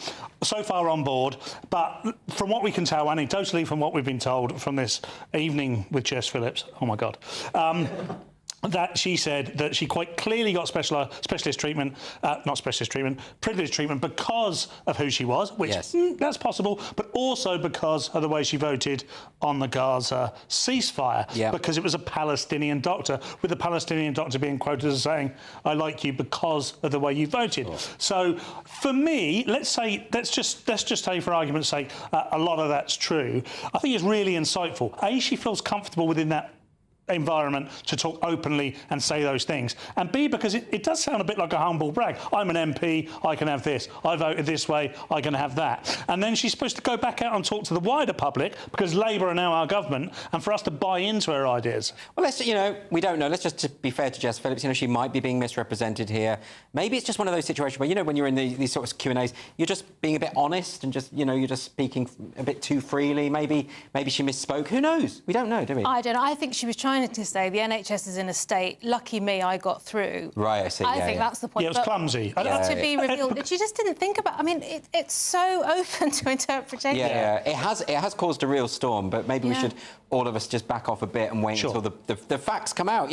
Anyway, we've got a question now from Matt. Where's Matt? Oh, very good evening. But before we go to that question, just deal with the most important thing. Obviously, we're on GB News, the most important news topic of the weekend, and to all the millions of viewers and listeners, even if you didn't get Oasis tickets for their reunion, don't look back in anger. Oh, for goodness sake. We're not talking about that tonight, Matt. What's your question? Can I ask Cressida, Andrew and Paul, do you agree or even disagree with the position of our socialist Labour government that we've inherited in the UK, that they are considering banning smoking and vaping in the social recreational areas of licensed premises and other social recreational areas? Interesting. Matt, I would say we didn't inherit them, we did vote them in, but anyway, that's a different question. What do you think about this? Would you rather see smoking banned in public gardens? I think that there is definitely needs to be considered as a non-smoker, someone who's never smoked. And obviously I understand why people smoke, because it's addictive. But obviously I relate to the football situation, obviously being a regular football attender at a well-known league team in the South Coast.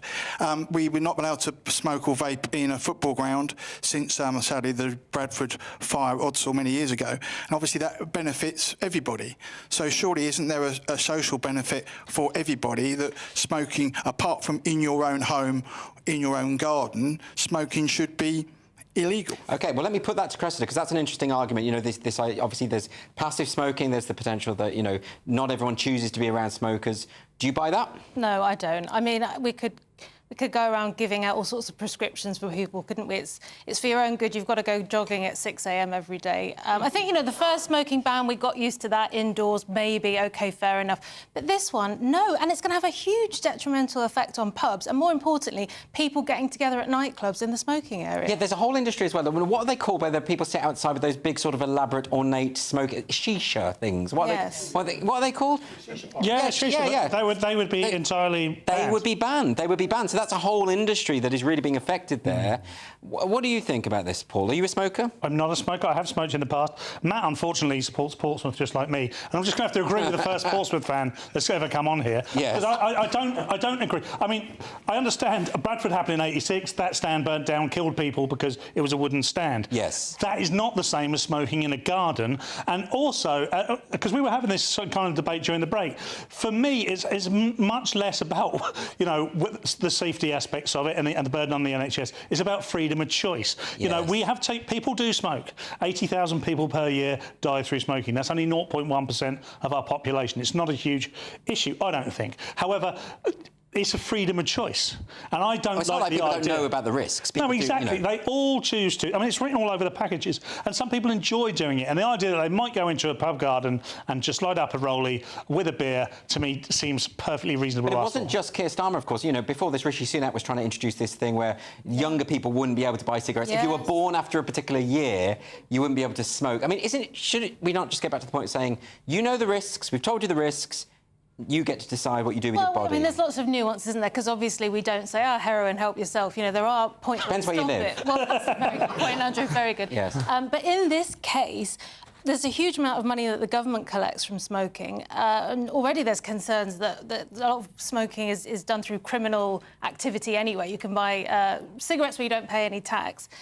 This is just going to make that 10 times worse. OK, well, this is going to rage on and on. I'm sure we will revisit it at some point. But look, next on Free Speech Nation, we're going to be debating the US presidential election with Dr. Roger Gewolb and Bob Weiner. It's going to be a fiery one. Don't go anywhere.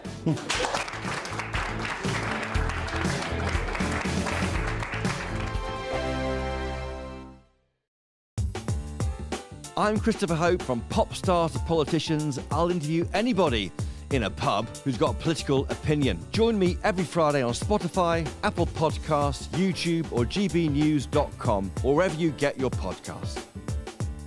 This is GB News, the People's Channel. This is GB News, Britain's news channel.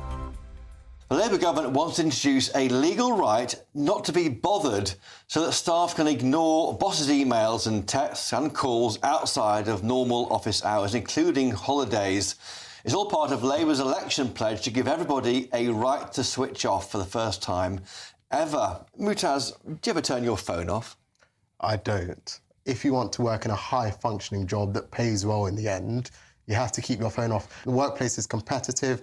If you work longer hours, you're more likely to get a promotion. It depends what job you do. We work in news, the three of us. News goes on all the time. It would be ridiculous to think that we could ever leave our emails or a phone call alone, because we don't know what's about to happen next. But say you're working a clerical job or a manual job, if it's absolutely 9 to 5 and your job is over by then, there's no reason why you should be contacted by your boss except in an emergency. Is that because people nowadays, they want to, they don't want to live to work, they want to work to live? People are more relaxed about work. I'm able to come in here dressed like this. But when it comes to legislation, you've got to be careful because it leads to ridiculous situations. The Euros, when England was playing Spain, one of the Spanish footballers was 17 years old. I think the Spanish FA had to pay a fine because in Germany, a 17-year-old shouldn't work after 8 p.m. or something like that. Because with me now is the head of employment at Pickering Solicitors, Joanna Robson. Joanna, thanks for joining us. Is it a generational issue?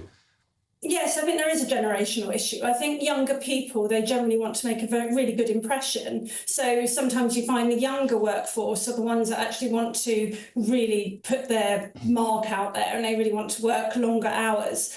And that's going to, it's going to be difficult for younger people to, switch off. GB News, the People's Channel. In the GB Newsroom, we bring you the news as it happens. With our team of dedicated journalists across the UK, we're ready to keep you up to date with what's happening every half an hour, every single day. bulletins here on GB News, the People's Channel, Britain's news channel.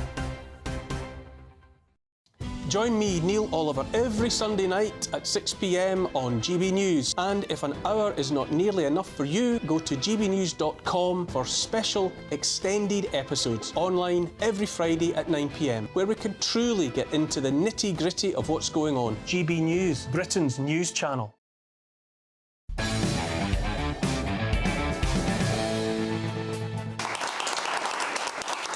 Welcome back to Free Speech Nation with me, Andrew Doyle. Kamala Harris gave her first election campaign interview on CNN this week and was roundly mocked by Republicans as it lasted just 27 minutes. However, the Democrat nominee is still ahead of Donald Trump in the polls. Trump campaign insiders say the former president is struggling to connect with key voters. Can he turn it around before America chooses its next leader in November? Well, let's cross the pond now and get the thoughts of Democratic strategist and political commentator Robert Wiener. And here in the studio, I've got the US political analyst, Dr. Roger Giewald. But I'll come to you first, Bob. Thanks ever so much for joining us on Free Speech Nation. It's been 39 days of silence, but now we've had an interview with Kamala Harris. How do you think she did, and how do you think her campaign is going? Well, thanks for having me, Andrew. It's great to be back with you. And Roger, good to see you again.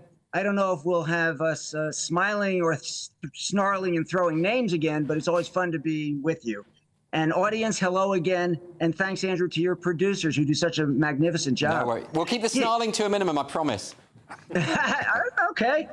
You know, it's like the old, what's my line? I don't know if you ever saw it. Will the real Donald Trump stand up? And when he does, he's the multiple convicted felon for paying women to shut up before an election, with his university and foundation and his involvement in businesses shut down for fraud and $500 million penalized, a court documented and punished sex abuser and penalized $85 million, twice impeached by Congress for offenses against the United States, 4 cases indicted and now re-indicted for document security breaches and violent election interference, and the cause of his party losing elections every year since 2017, a lot of it for the abortion that Harris is now doing a 50-city bus tour on. So the polls, by the way, Andrew, you say she's gaining. Today's ABC poll just released, and I heard it on CNN. It's 50 to 46 nationwide, and she's ahead in every swing state except tied, last I saw, in Arizona. So this is it's now past where you can say, is it a honeymoon that's dying? Well, Bob, it's a moving, rushing, surging campaign. I want to ask you specifically, I might be reading between the lines here, but I get the impression you don't like Trump. However, what I want to ask is, what do you think about Kamala Harris? Are you impressed with her performance so far? She is the happy warrior, and it works. It's Trump is trying. It looks so fake on him. He's trying, but she is the happy warrior. After everybody knows his demeaning, vindictive vendetta that is his theme and his posture. But she is the happy warrior with an agenda, with coming out and saying she's going to help fight inflation. It's even now under 3%. She's going to keep going with that, and she's going to work on housing with $25,000 toward everybody's home buying. That's a fantastic plan. Food and gas, fighting price surging. And so she's got an agenda. It's for the middle class. Trump, meanwhile, of course, I think we've just lost Bob there, but we get the gist. Roger, he's making the case that she has some very good policy ideas. Do you think that's true? None that I've ever seen. Well, how do you think she's doing so far? A lot of people are saying, she's actually made quite some good headway early on. I mean, she's very similar to Joe Biden. She's an empty, vacuous puppet. She's Barack Obama's new puppet because the old one failed. OK, but then did you see the interview with CNN? She performed OK there? Look, I mean, to his credit, Bob covered a whole lot of subjects there. I'm sorry he's not with us. I think he's back now, so we can hear you. Yeah? Yeah. So if I can answer them, it was admirable, the number of topics that you dealt with so effectively, Bob. Let me try to answer them. First of all, the various lawsuits and prosecutions. I mean, these were kangaroo courts. These were politically appointed judges and prosecutors in Democratic strongholds like New York City, where Trump couldn't sell a gold bar for $5. And they dreamed things up. E. Jean Carroll, you referred to the $85 million suit, but you forgot to tell us all that the New York State legislature actually had to pass a law that for the next 12 months, the statute of limitations for the alleged sexual misconduct that happened 185 years ago could be brought up in a civil suit for the next 12 months only. They passed that law just so she could bring this suit. They drafted in a traffic court judge, for goodness sake, on some of these cases, a traffic court judge to try the former president. As an American lawyer, I am so furious and embarrassed at what the Democrats, your party, have done to my legal system with your lawfare. You have perverted it, and I will never, ever, ever forgive you, and neither will most American lawyers. I think it's an absolute perversion of justice, and even the U.S. Supreme Court has stepped in and said, we've had enough of this. So as far as the lawsuits go, really, that's a lot of nonsense. But I want to move us away from the lawsuits, just because it strikes me that whenever we talk about Kamala versus Trump, it becomes about how awful Trump is rather than how good Kamala is. And I'm really interested to know whether anyone thinks that Kamala Harris is actually an impressive candidate. I'm moving on to that, exactly, but I wanted to cover that point. Very quickly, Roger, and then I'll go back to Bob. I mean, Kamala Harris is known for and has been criticized by the Democrats, her own party, and the Republicans for being inconsistent. She's a chameleon and a not very good chameleon. She will say and do whatever is necessary depending on whom she's talking to. Her positions on criminal behavior by the police, marijuana prosecutions, they up and down, and nobody knows what her position is because she doesn't have one. She would make a terrible president. She is such a bad leader that the voting rights law called for the people, Bob, you know perfectly well, she couldn't even get that ruddy thing through. She's pretty useless. Let me just say this to you. If you wanted somebody to be president of the United States, and the president of the United States had just said, I'm not running, wouldn't you make them the president tomorrow so they can show their stuff and what they could do? No. The reason Joe Biden, who doesn't even know what time it is half the time, is still president is because if they put Kamala in, she's going to screw things up before November the 5th, and that's it for your party. I'm going to put that specifically to Bob, because in the CNN interview, she was asked whether she stands by her view that Joe Biden is as fresh as ever and full of vigour and vim, and she said yes, she absolutely stands by all of that, and yet he did have to step down. And a combative interviewer might have asked her that question, why on earth would he have to step aside then? But CNN didn't do that. What do you make of this point? What do you expect her to say? Oh, he's decreasing in his ability to talk loud. He's smart, but he really doesn't make great presentations. Would you expect her to say that? I Andrew, don't think she could string that many sentences together. Okay, all right. So look, here's the point. That Trump has been flailing, and Roger, you sound just about like him. Trump is flailing every other minute on abortion. He can't get his position straight, and you know that. His position is... Let me finish. I didn't interrupt you. Roger, just quickly let Bob finish that point, and then we'll come to you, I promise. And on mail voting, he can't get it right. I want it, I don't want it, I don't want it, I want it. So this guy, and now on marijuana, he's all over the place. So it's just, and he doesn't even know how to vote on the Florida referendum. He can't get right what it says. So this guy is, and the American people recognize a flailing, vindictive, negative, racist, the way he talks to her and calls her, kind of a guy, and they don't want it. Right, they want the happy warrior, and the way she blew off the question on race was amazing. Just she fluffed it off to Dana. Bob, the point has been taken. I just want to hear Roger's response to that. I'm not going to worry about. I'm not going to respond to all the accusation of name calling. It's silly. What I am going to say is this: the Democrats and Kamala deserve each other because you're so disorganized, you're so desperate. She's all you've got, and the position is very clear. You know as well as I do as a fellow American, some states in the Bible Belt are evangelical Christians. They don't want abortion, okay? Other states are modern and progressive, they say. They do. Trump's view is neither here nor there. It's leave it to the states. So the local demographics, which are far more valid than a bunch of people sitting on Capitol Hill in Congress, can decide what they want to do about abortion. Okay, Bob, I want to ask you... Here's the flaw in the logic. I got to get at it. 1 second, Bob. Let me get at it quickly. I have to say, it strikes me again that yet again we're talking about Trump and not about Kamala. And it does feel as though we're constantly moving away. It's as though people can't bear to have a conversation about Kamala. Can I ask you specifically? You know, she's not. There's clear nothing to have a conversation about. There's no substance. No substance. It seems as though that she's confused in her policy. Where does she stand on open borders? Where does she stand on fracking? Why did she change her mind on fracking? These things weren't really pursued in the interview. We don't really know what she thinks about much. So, Bob, does that not concern you as a member of the Democrat Party? Wouldn't you like someone who was a bit more robust about their policy decisions and a bit more clear about where she stands on things?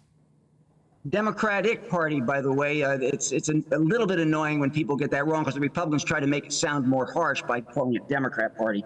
But on abortion, Roger, even Kansas, even Kentucky, the entire country, you can't find me one state that's going to support taking away people's right to choice. You can't find one. So you're wrong about that. It is not a matter of which state. It's the legislators. It's the legislators themselves, the male chauvinists, who are taking away women's rights. Bob, can we talk about Kamala Harris, please? She admitted that she's changed her position. And they've explained that, you know, when you're the president or the vice president of the entire United States, your difference is no longer a California senator. Bob, so, with respect. And on the border, she explained very well. Let me help Andrew. Andrew's let me question, let me say it to you. One at a time, please. Roger, Bob, with respect. Answer Andrew's question. I'll come back to you, Bob. Don't worry. I'll come back to you. Just 1 second, Roger. Quick, make your point. Bob, let me say this to you in American in case you didn't understand Andrew. Can you name one single point on which Kamala Harris has a solid, substantive view? Okay, over to you, Bob. Abortion, and you are wrong on your take on it, Roger. Okay, but also, Bob, were you impressed with her? Were you impressed with Kamala Harris's interview? Do you feel a slight concern that she isn't really able to explain why she pivots so significantly when it comes to open borders?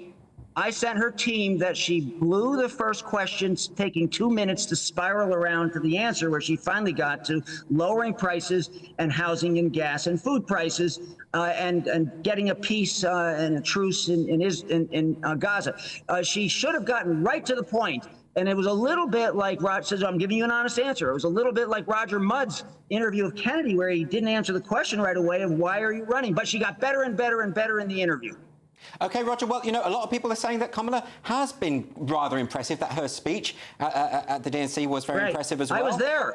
You were there. There we go. So, Roger, is it not the case that maybe we've been underestimating Kamala Harris all this time? I don't think so. And the argument that she'll get better with practice as leader of the free world doesn't wash with me. I want somebody who can step in and solve the world's problems today, like Donald Trump. OK, well, Bob, final thought to you on this, Bob. Any final thought you want to make? She's surging, and she's moving, and I usually don't have that kind of confidence in a race.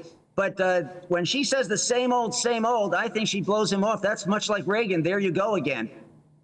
OK, well, this has been fascinating. I think we kept the snarling to a minimum. I would love for both of you to come back on and debate this in the future. Thanks ever so much, Bob and Roger.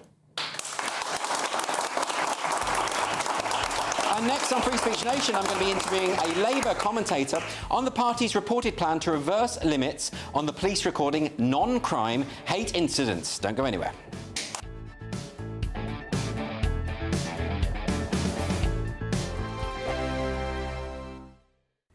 Hello there, welcome to your latest GB News weather forecast from the Met Office. It stays unsettled over the next 24 hours or so. The risk of heavy showers and thunderstorms staying rather cloudy and particularly humid as well. Low pressure in charge of our weather pattern at the moment. Slow-moving areas of rain across the country. However, this area of high pressure just starts to introduce some fresher air as we move through into the beginning of next week. This evening time, we do have areas of showers and thunderstorms pushing north across England and Wales into southern parts of Scotland. Band of rain also starts to move in from the Atlantic to affect parts of Northern Ireland. Humid tonight, warm as well, with a lot of cloud cover, temperatures in the mid to high teens. Uncomfortable for sleeping for some of us. So on Monday morning, an unsettled start to the new working week. Areas of showers pushing northwards across parts of Scotland. Some of this could lead to some local disruption first thing. Cloudy across Northern Ireland, showery outbreaks of rain here, which also extends into parts of northern England, North Wales. Some thunderstorms around. A lot of cloud, humid start to the day. Further showers and thunderstorms in places too across the rest of England and Wales. Through the day, what we'll see is it generally stays cloudy across most areas. There will be some bright or sunny spells in between, but we do have lots of bands of rain and showers pushing north and eastwards through the day. Some of this will be heavy and thundery. Could see some local disruption. Temperatures a little lower, particularly in the southeast, 25 degrees, but still rather humid for many of us. And into the evening and overnight, those showers continue. Fresher air starts to move in from the west on Tuesday, a mixture of sunny spells and showers. Showers most frequent the further north and west you are. Here's some of them heavy. Best of the drier, brighter weather will be further south and east, and temperatures just a little lower once more. Generally dry for Wednesday, ahead of further showery rain pushing in for Thursday. See you soon. Welcome to State of the Nation, daily plunge into the stories shaping our country. I'm Jacob Rees-Mogg, and Monday to Thursday we bring you the insights, the facts, the truth about how our country is being governed. Because what happens in Downing Street matters down your street. Tune in to State of the Nation every Monday to Thursday, 8 to 9 o'clock. Only on GB News, the People's Channel, Britain's news channel. It's Patrick Christie's Tonight, and here we do things differently. It's explaining the absolute madness of this, doesn't it? It's explosive. I mean, this is very good. It's lively. 850. Your government sat there, Sean, and it did nothing. It's controversial. And the Middle East has been in turmoil since before I was born. It's everything you need to kickstart your evening. Everyone's had their Weetabix tonight. I love to see it. That's Patrick Christie's Tonight, weeknights from 9 p.m. Only on GB News, the People's Channel, Britain's news channel.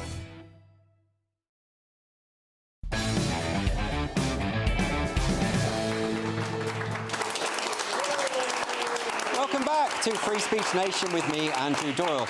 Now, the Labour government could be set to strengthen hate crime laws. Specifically, the Home Secretary, Yvette Cooper, is talking about resurrecting non-crime hate incidents. That is to say, the police can record non-crime against any citizen if they have said something that is perceived to be offensive against any particular protected characteristic. I did invite Labour to come on to the show. I had 12 different MPs that were invited on the show, and all of them either declined or didn't get back to me. However, I am delighted to say that I have here political commentator and Labour Party member Susie Stride. Thank you so much for joining me.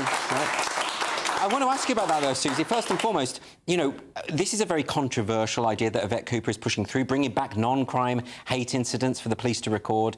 But why won't Labour come and defend that point of view? I mean, I can't speak for why Labour MPs can't come on this evening. They may well be busy. They may have family. Church. You know, at church. Absolutely. Well, there you go. Yeah. There you go. I mean, I go to church this morning. But anyway... No, I'm very sensitive to the fact that you are not speaking on behalf of Yvette Cooper. No. But I would love to try to understand her perspective, or at least the Labour Party's general perspective on this. Yeah, I think it's a positive thing that, you know, we don't want people being able to incite violence through hateful speech, whether it is anti-Semitic or Islamophobic or anti-Christian or whatever. However, I'm very aware, and I expect the Labour Party are very aware, that at the same time, one of the things that makes this country great is that we are a democracy and we do believe in freedom of speech. Yes. You know, we're not like China or other countries, and I think that is a balancing act, but I think it's really important for people to know. I think our Home Secretary, Yvette Cooper, understands that. Well, let me ask you specifically about non-crime hate incidents. So the idea that anyone can phone the police, there's no evidential threshold. They say, I perceive that someone said something that wasn't criminal, but it was against my protected characteristic. That goes on your record. That can affect your job prospects and all sorts of things. It feels a bit more like Iran or China, the kind of thing where we're monitoring people's opinions. Isn't that a danger? I mean, I think if you describe it in that way, and if it manifested in that way, then I would have concerns with that. I don't think that's what we're talking about here. I think what we're talking about is when you are having people that are using their language to incite hate that could then lead to violence. And what we're talking about nipping things in the bud. And actually, I think that is, all of us want that. Like, you know, I'm proud of this country. I wasn't particularly proud that people were smashing up shops, you know. No, but that's obviously criminal and distasteful. But, however, how did that start? It came because people were going on social media and saying, oh, you know, this incident that happened, it happened with someone from this background. All of that wasn't true. built it up, you know. And look, obviously the riots were complex, Yes. and you can't just say it all came from that. But the fact is, you know, we've got to have a grown-up conversation about this. We want to be a mature country. Let's talk about that. Because, I mean, that's obviously you're talking about incitement to violence, which is already illegal. Yeah. But let's separate incitement to violence from what Yvette Cooper is talking about, which is not actually someone who's written anything online that is inciting violence. It's someone who has caused offence. I mean, let me give you an example. So with the non-crime hate incidents, famous case with Harry Miller, who was an ex-cop, he retweeted a poem that someone deemed to be transphobic. Yeah. A police officer visited him and said, we need to check your thinking. That was recorded as a non-crime hate incident. There was a boy, a school child in West Yorkshire, had a non-crime hate incident recorded against him because he brought a copy of the Quran into school and accidentally scuffed it. We're not talking about people who are saying, go out and smash up that mosque or do... We're talking about people who maybe in a gauche way say offensive things. Yeah. Yvette Cooper wants those people to have a record. Yeah, see, I don't agree with that. I think, look, they are examples which ultimately, again, as a country... I mean, look, you know, people are having crime happen and you call the police and the police don't come. You know, Yes, I'm just being honest with you. Yeah. So I've had a few instances of those where I'm calling the police and the police aren't coming. So ultimately, you can't be using the police up for things like, you know, someone's retweeted a poem. But that's what she wants. Yes, and look, there always are going to be these examples. No, I don't think that is what she means. I think there always are going to be these examples which all of us agree, well, that's just, you know, we don't agree with that, it's a bit silly. We're talking about, in the last 6 months in this country, there has been a ridiculous increase, an appalling increase in anti-Semitic hate crime. You've got people not wearing their religious symbols. Like, if I wanted to wear a cross on this show, I don't want to be fearful walking down the street that someone might hit me in the face for wearing a cross. And you've got Jewish people that felt they could not wear their religious symbol. I mean, we read about that in history and we look at what happened, you know, in, you know, Hitler's Germany, and we say, sorry, not on our watch. Yes. But I'm sorry, but on our streets in the last 6 months, that's what was going on. And I know you don't think that's acceptable. I don't think that's acceptable. And I think we all expect our Home Secretary to do something about that. And I think that is what we're seeing here. And I think we need to be very wary of then saying it's going to be these other things. However, I do want to say, one of the things I love about this country is we're not a country... I don't think we are a country of extremes. You know, I don't think we are like that. So you have to balance that off with freedom of speech is important. It's OK to say that's something. where... I mean, I think actually we're probably in agreement here insofar as, you know, the High Court did... The Court of Appeal did rule that non-crime... The recording of non-crime was a threat to freedom of expression. And they said that this was effectively unlawful and shouldn't be done. Yeah. The successive Home Secretary said you can't do this. One Home Secretary, Amber Rudd, was recorded as having a non-crime on her record because she used the phrase migrant workers in a Tory party conference speech. But Yvette Cooper, I mean, I know you're saying that you don't think these things should be recorded, but Yvette Cooper is saying that she wants to bring back the recording of non-crime hate incidents. No, I think it's what she has said. I'd quite like to quote it, but I don't know if I can find it. What she's actually saying is proportionate and necessary to protect particularly Jewish and Muslim individuals and communities. Abusive and hateful comments. That's what we're talking about here. Not Abusive, though, that's difficult, isn't it? Because surely in a free society, we have a right to say something that might insult someone else. Isn't that part of freedom of speech? Yeah, I think it is. And that's what, look, this is why these things are a balancing act. And this is why it is important. You've got to challenge, you know, we've got to challenge our politicians. Absolutely, I agree with that. But I don't think we need to be fearful here. It's right that this comes back on the agenda. And I think there is a way, look, with all policy, it's about how it's implemented. Yes. And I think, you know, I think there's a few things here. I think that Yvette Cooper is a level-headed person. I think she understands the complexities here. And I don't think you are going to have... I mean, I think it is ridiculous for people to have a criminal record for, retweeting I mean, it's not a criminal... It's a record. Yes, but I know, on there, and it can yes. affect their job perspective. Well, exactly that. Which is bad, right? Of course, it's wrong. It's ridiculous. But the estimates say that roughly 250,000 non-crime hate incidents have been recorded since the practice began in 2014. Yeah. So it's quite obvious, isn't it, that the way the police do this is over the top. And, you know, I take the view they shouldn't be investigating non-crime at all. I mean, look, this is what I would say. That was under the Tories, and we are now under a different government, the Labour government, and I think hopefully we will do this better, number one. But number two, I think there is a broader picture here about how we stop these kind of things. And I think it's important to say this, things like how we teach things like education in schools and all of that. We've got to also talk about that, and I think that is another way and an important way of dealing with, you know, hateful, abusive, you know, speech and all of those other things. Susie Stride, thanks ever so much for joining me tonight. Really appreciate it. Thank you.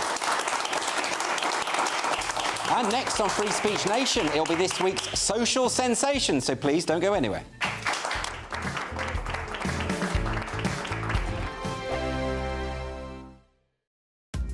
Are the newspapers getting you down? My wife didn't divorce me that month. Struggling to separate the wheat from the chaff? I know that it's a bit of a circus at the best of times. Well, don't worry, Headliners has got you covered. We'll take the burden of reading the day's news, and if we get depressed, who cares? It's an occupational hazard, frankly. That's Headliners on GB News from 11 p.m. till midnight, and the following morning, 5 till 6 a.m. on GB News, the comedy channel. Nah, just kidding. Britain's news channel. I'm Michael Portillo. This is GB News, the People's Channel, Britain's news channel. This is GB News, Britain's news channel. You'll relate to this one. We've all been there, haven't we? Tensions high in the car as you head off on the latest adventure or holiday during the summer break. Now, with the average family set to spend about 3.5 hours a week together in the car driving on the roads during the holidays, new research has shown that our relationships could be tested to the limit. Yes, figures show that 21% are having arguments for simple things like the driver going the wrong way, which we were saying is not actually very simple. That's very serious. I was going to say that. I'm surprised it's just 21%. Yeah. If I was going the wrong way down the road, you'd know about it. You'd hear from me. A further 20% squabbling over how their partner drives, yes, and 25% admitting to being more prone to rowing when their kids are misbehaving. It's a lot to deal with, isn't it? Fair enough. Well, we're joined now by dating and relationship coach and author Persia Lawson. Good to see you this morning, Persia. What is it about being in a car that just makes things so tense? Well, I think it's probably quite obvious, isn't it? It's the fact that we are in a confined space, we can't go anywhere, and it can just really create so much tension and stress, especially if you and your other half or a family member, whoever you're in the car with, are going through a little bit of a tricky time. And if it's really hot outside, that doesn't help either. So inevitably, it creates a lot of irritation and bickering, I would say, from my experience. And what is it about children? If you add children into the mix, it just makes things very, very difficult, doesn't it? Well, yeah, because there's a lot of, are we there yet? Yeah. Kicking the back seat and just squabbles, kicking the siblings. So adding children into the mix is just going to turn the heat up on that tension. GB News, the People's Channel. Join me, Camilla Tominey, for a frank and honest discussion with those in power that cuts through the spin and gets to the heart of the issues shaping our nation. You haven't confirmed that you want to stand as leader, but you haven't ruled it out either. This report basically says that he's not fit to stand trial. Is he indecisive? Incompetent? I deliver the dose of reality Westminster needs. That's the Camilla Tominey Show at 9:30 every Sunday on GB News, the People's Channel, Britain's news channel.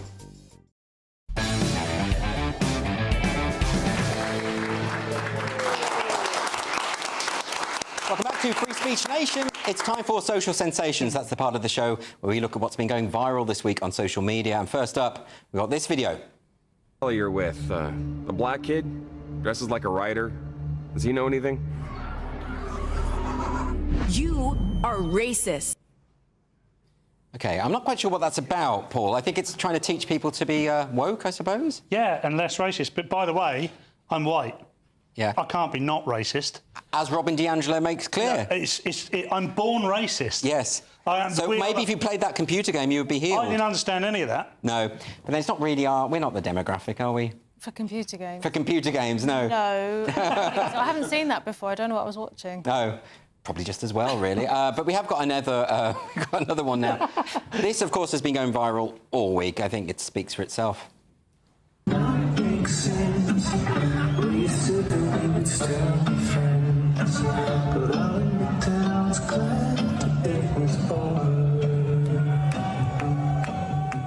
OK. So that's Angela Rayner in Ibiza, I believe. And she's dancing in the DJ booth, you see.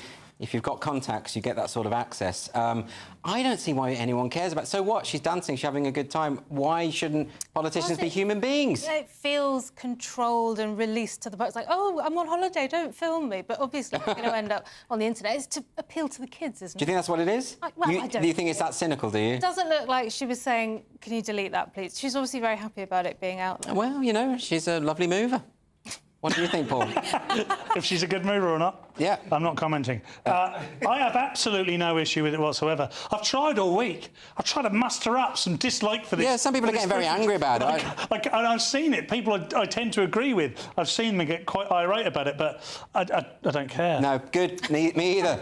Glad we covered that then. All right, let's move on. This is the time of the show where we talk through your unfiltered dilemmas. Thanks so much for emailing in, as ever.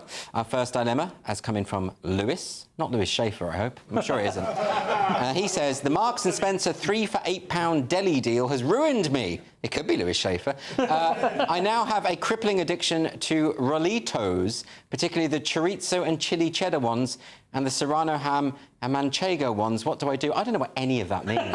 What is that? This is just somebody from M&S trying to plug the good stuff. Sounds like it. What is that stuff? I don't know. Sausage and chilli and stuff. All right, so just flavours. So basically he's saying that he likes them so much that he spent a lot of money on, well, just a bit of temperance. It's not that difficult, is it? Self-restraint. Yeah, good, yeah. You know? What do you think? Well, don't come to me for the self-restraint comment. What an odd dilemma. It's not really a dilemma, is it? No, it's not. It's humble brag, isn't it? Yeah, exactly. If I can afford all these delicious Spanish-sounding sausages. I think it's someone from M&S selling their goods. OK, we'll get this dilemma now. This is from Tony. Tony says, I somehow managed to get 2 Oasis tickets. Who are you sleeping with, Tony? OK, I was supposed to go with my dad, who has had the Liam Gallagher-Paul Weller haircut since the millennium. However, I would much rather take a friend. What do I do? I mean, it's tricky. I mean, they are like gold dust, aren't they? I think like 1 million sold within the first day or something. My friend Jason said he got one and he wants to swap it for a 4-bedroom house. Well, I mean, it's probably about the same value, isn't it?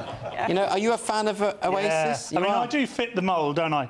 Huge fan, went to Nebworth in '96. Oh, you did? I did the whole thing, you know, loved Oasis. Still would like to go. I never actually tried yesterday. No. So the group of friends I went with in '96, they're all going. And I'm not going with them at the moment. But it crashed the internet, from what I hear. But what about this dilemma, though? What should he do? I mean, we haven't got much time, but I think just take your dad, right? Maybe. Yeah. But, you know, he'll die.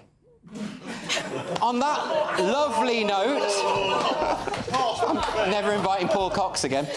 Thanks for joining us for Free Speech Nation. This was the week when the new Labour government continued its authoritarian drift. Kamala Harris finally sat down for an interview, and Angela Rayner shoved off her dance moves. Thanks so much to my panel, Paul Cox, the dark Grim Reaper. Everyone dies, Paul. And Cressida Wetton. And, of course, to all of my brilliant guests this evening. And if you want to join us live in the studio and be part of our lovely studio audience, that's dead easy. You just go to www.sroaudiences.com. Come along, we've got food, we've got drink, we've got company. It's a lot of fun. Stay tuned because the brilliant Ben Leo tonight, that's coming up next. And also, please don't forget that Headliners is on every night at 11 o'clock. Now, that is the paper preview show that takes you through the next day's news stories. But the key difference is it has comedians telling you the news so you don't get bored. So do join us for that. Cressida's on it, Paul's on it. I think Paul's on it tonight, aren't you? I am on it tonight. There we go. So come back at 11 o'clock. Make sure that you do that. And please do join us next week for another fantastic episode of Free Speech Nation. Thanks so much for joining us this week. See you later.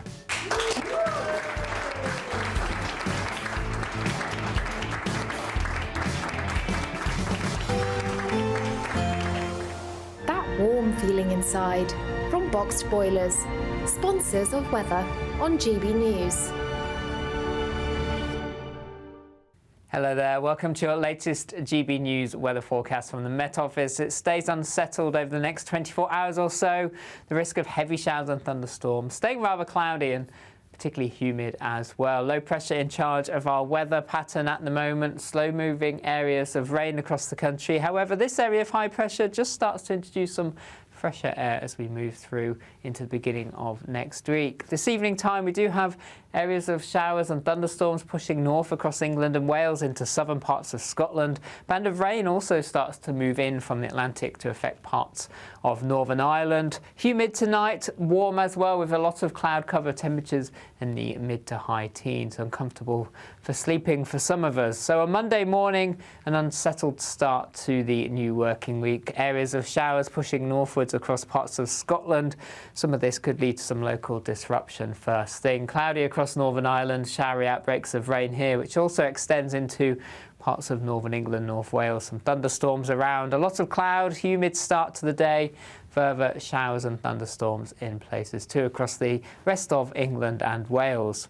Through the day, what we'll see is it generally stays cloudy across most areas. There will be some bright or sunny spells in between, but we do have lots of bands of rain and showers pushing north and eastwards through the day. Some of this will be heavy and thundery. Could see some local disruption. Temperatures a little lower, particularly in the southeast, 25 degrees, but still rather humid for many of us. And into the evening and overnight, those showers continue. Fresher air starts to move in from the west on Tuesday, a mixture of sunny spells and showers. Showers most frequent the further north and west you are. Here's some of them heavy. The best of the drier, brighter weather will be further south and east, and temperatures just a little lower once more. Generally dry for Wednesday ahead of further showery rain pushing in for Thursday. See you soon.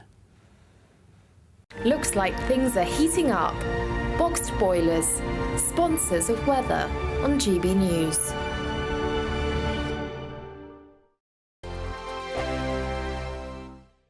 How would you like? I'm Simon Evans, and this is GB News, Britain's news channel.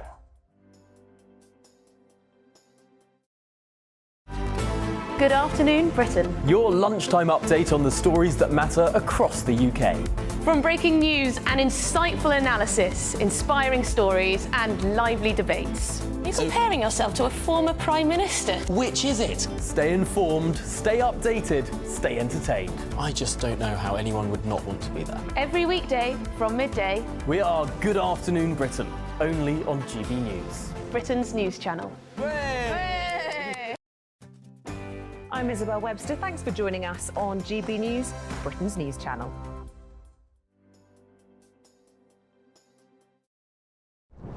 I'm Christopher Hope. And I'm Gloria Di Piero, bringing you PMQ's live here on GB News. Whenever Parliament is in session on a Wednesday at midday, we'll bring you live coverage of Prime Minister's questions. We'll be asking our viewers and listeners to submit the questions that they would like to put to the Prime Minister, and we'll put that to our panel of top politicians in our Westminster studio. That's PMQ's live here on GB News. Britain's news channel. I'm Michael Portillo. This is GB News, the People's Channel, Britain's news channel. Hi there, I'm Michelle Dewberry, and I'm going to take a second to tell you all about my show, Dubes & Co. We start off with the issues of the day. We then bring in both sides of the argument. We get rid of the disrespect, and then you throw me into the mix. And trust me, I'll tell it exactly how it is. And then, of course, the magic ingredient, you at home. We mix it all together, and what have we got? In my opinion, the best debate show in town. Monday to Friday, 6 till 7 on GB News, Britain's news channel.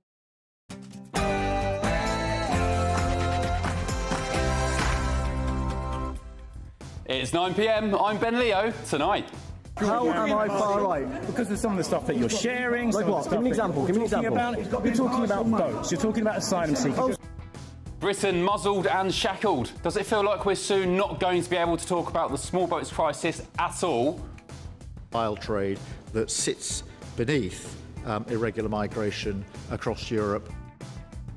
No surprise that Keir Starmer's now calling it irregular migration instead, and some of them do eventually realize it, thank God, is that is actually a path to misery. Donald Trump's running mate in hot water again for comments over women choosing careers over children.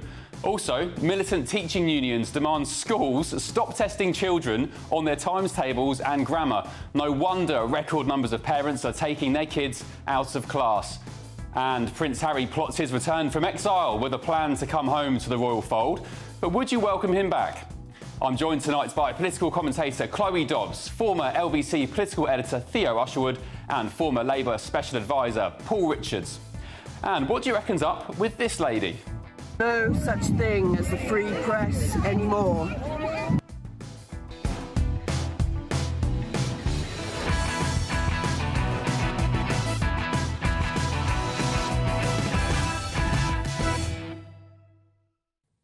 And some breaking news tonight. Protests are happening in Tel Aviv and across Israel after 6 Israeli hostages were found dead with gunshot wounds to the head in a tunnel in Gaza. The pictures on your screens are the latest scenes coming out of Israel tonight. The head of Israel's biggest labour union is calling for a general strike beginning at 6 a.m. on Monday, tomorrow morning, to pressure the government into reaching a deal to return Israeli hostages still held by Hamas in Gaza. And earlier today, Israeli PM Benjamin Netanyahu said Israel will not rest until it catches those responsible for the hostage deaths. He added, "Whoever murders hostages does not want a deal." Senior Hamas officials said that Israel, in its refusal to sign a ceasefire agreement, was to blame. We'll bring you the latest from Israel throughout the show. But first, your news headlines with Will Hollis.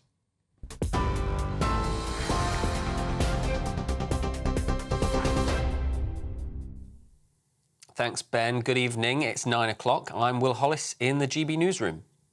Some more breaking news for you first. A woman has been charged with the murder of a 6-year-old boy following his death in Swansea. And Carolina Zaworski, age 41, from Swansea, will appear at Magistrates Court in connection with the death of Alexander Zaworski on Monday. And black mould and ant-infested homes, now the Labour landlord responsible has sacked his property agent. Ilford South MP Jazz Athwell, who owns a rental portfolio of 15 homes and 3 commercial buildings in London, said he was shocked and sickened by the conditions. To Germany now, and a party on the hard right is expected to be the biggest in at least one state of the country's regional elections. Alternative for Germany, also known as the AfD, is expected to win in Thuringia with a third of the vote. In neighbouring Saxony, the party is expected to come second. That means the anti-migrant Eurosceptic party will be the first on the hard right to win since the Second World War.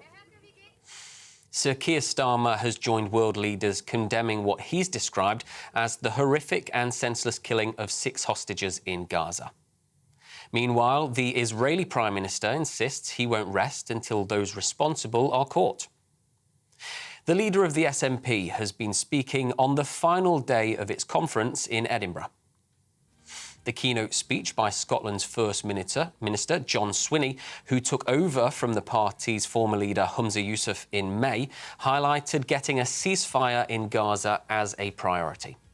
I was one of the first and remains a leading voice demanding an immediate ceasefire and the return safely of all hostages in Gaza. Let the message from this conference be heard loud and clear.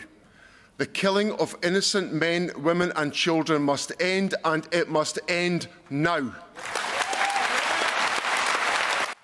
2 teenagers have been arrested over the murder of a 13-year-old boy in Oldbury. West Midlands Police said the teens are being questioned in connection with the fatal stabbing in Lovett Avenue earlier this week. And finally, thunderstorm warnings across a large part of the UK as the Met Office increases alerts. Much of England, Wales and Scotland are covered by the warnings for tonight and tomorrow. Forecasters say there's a risk of flooding. Those are your latest GB News headlines. For now, I'm Will Hollis and I'll be back at 10 o'clock. For the very latest GB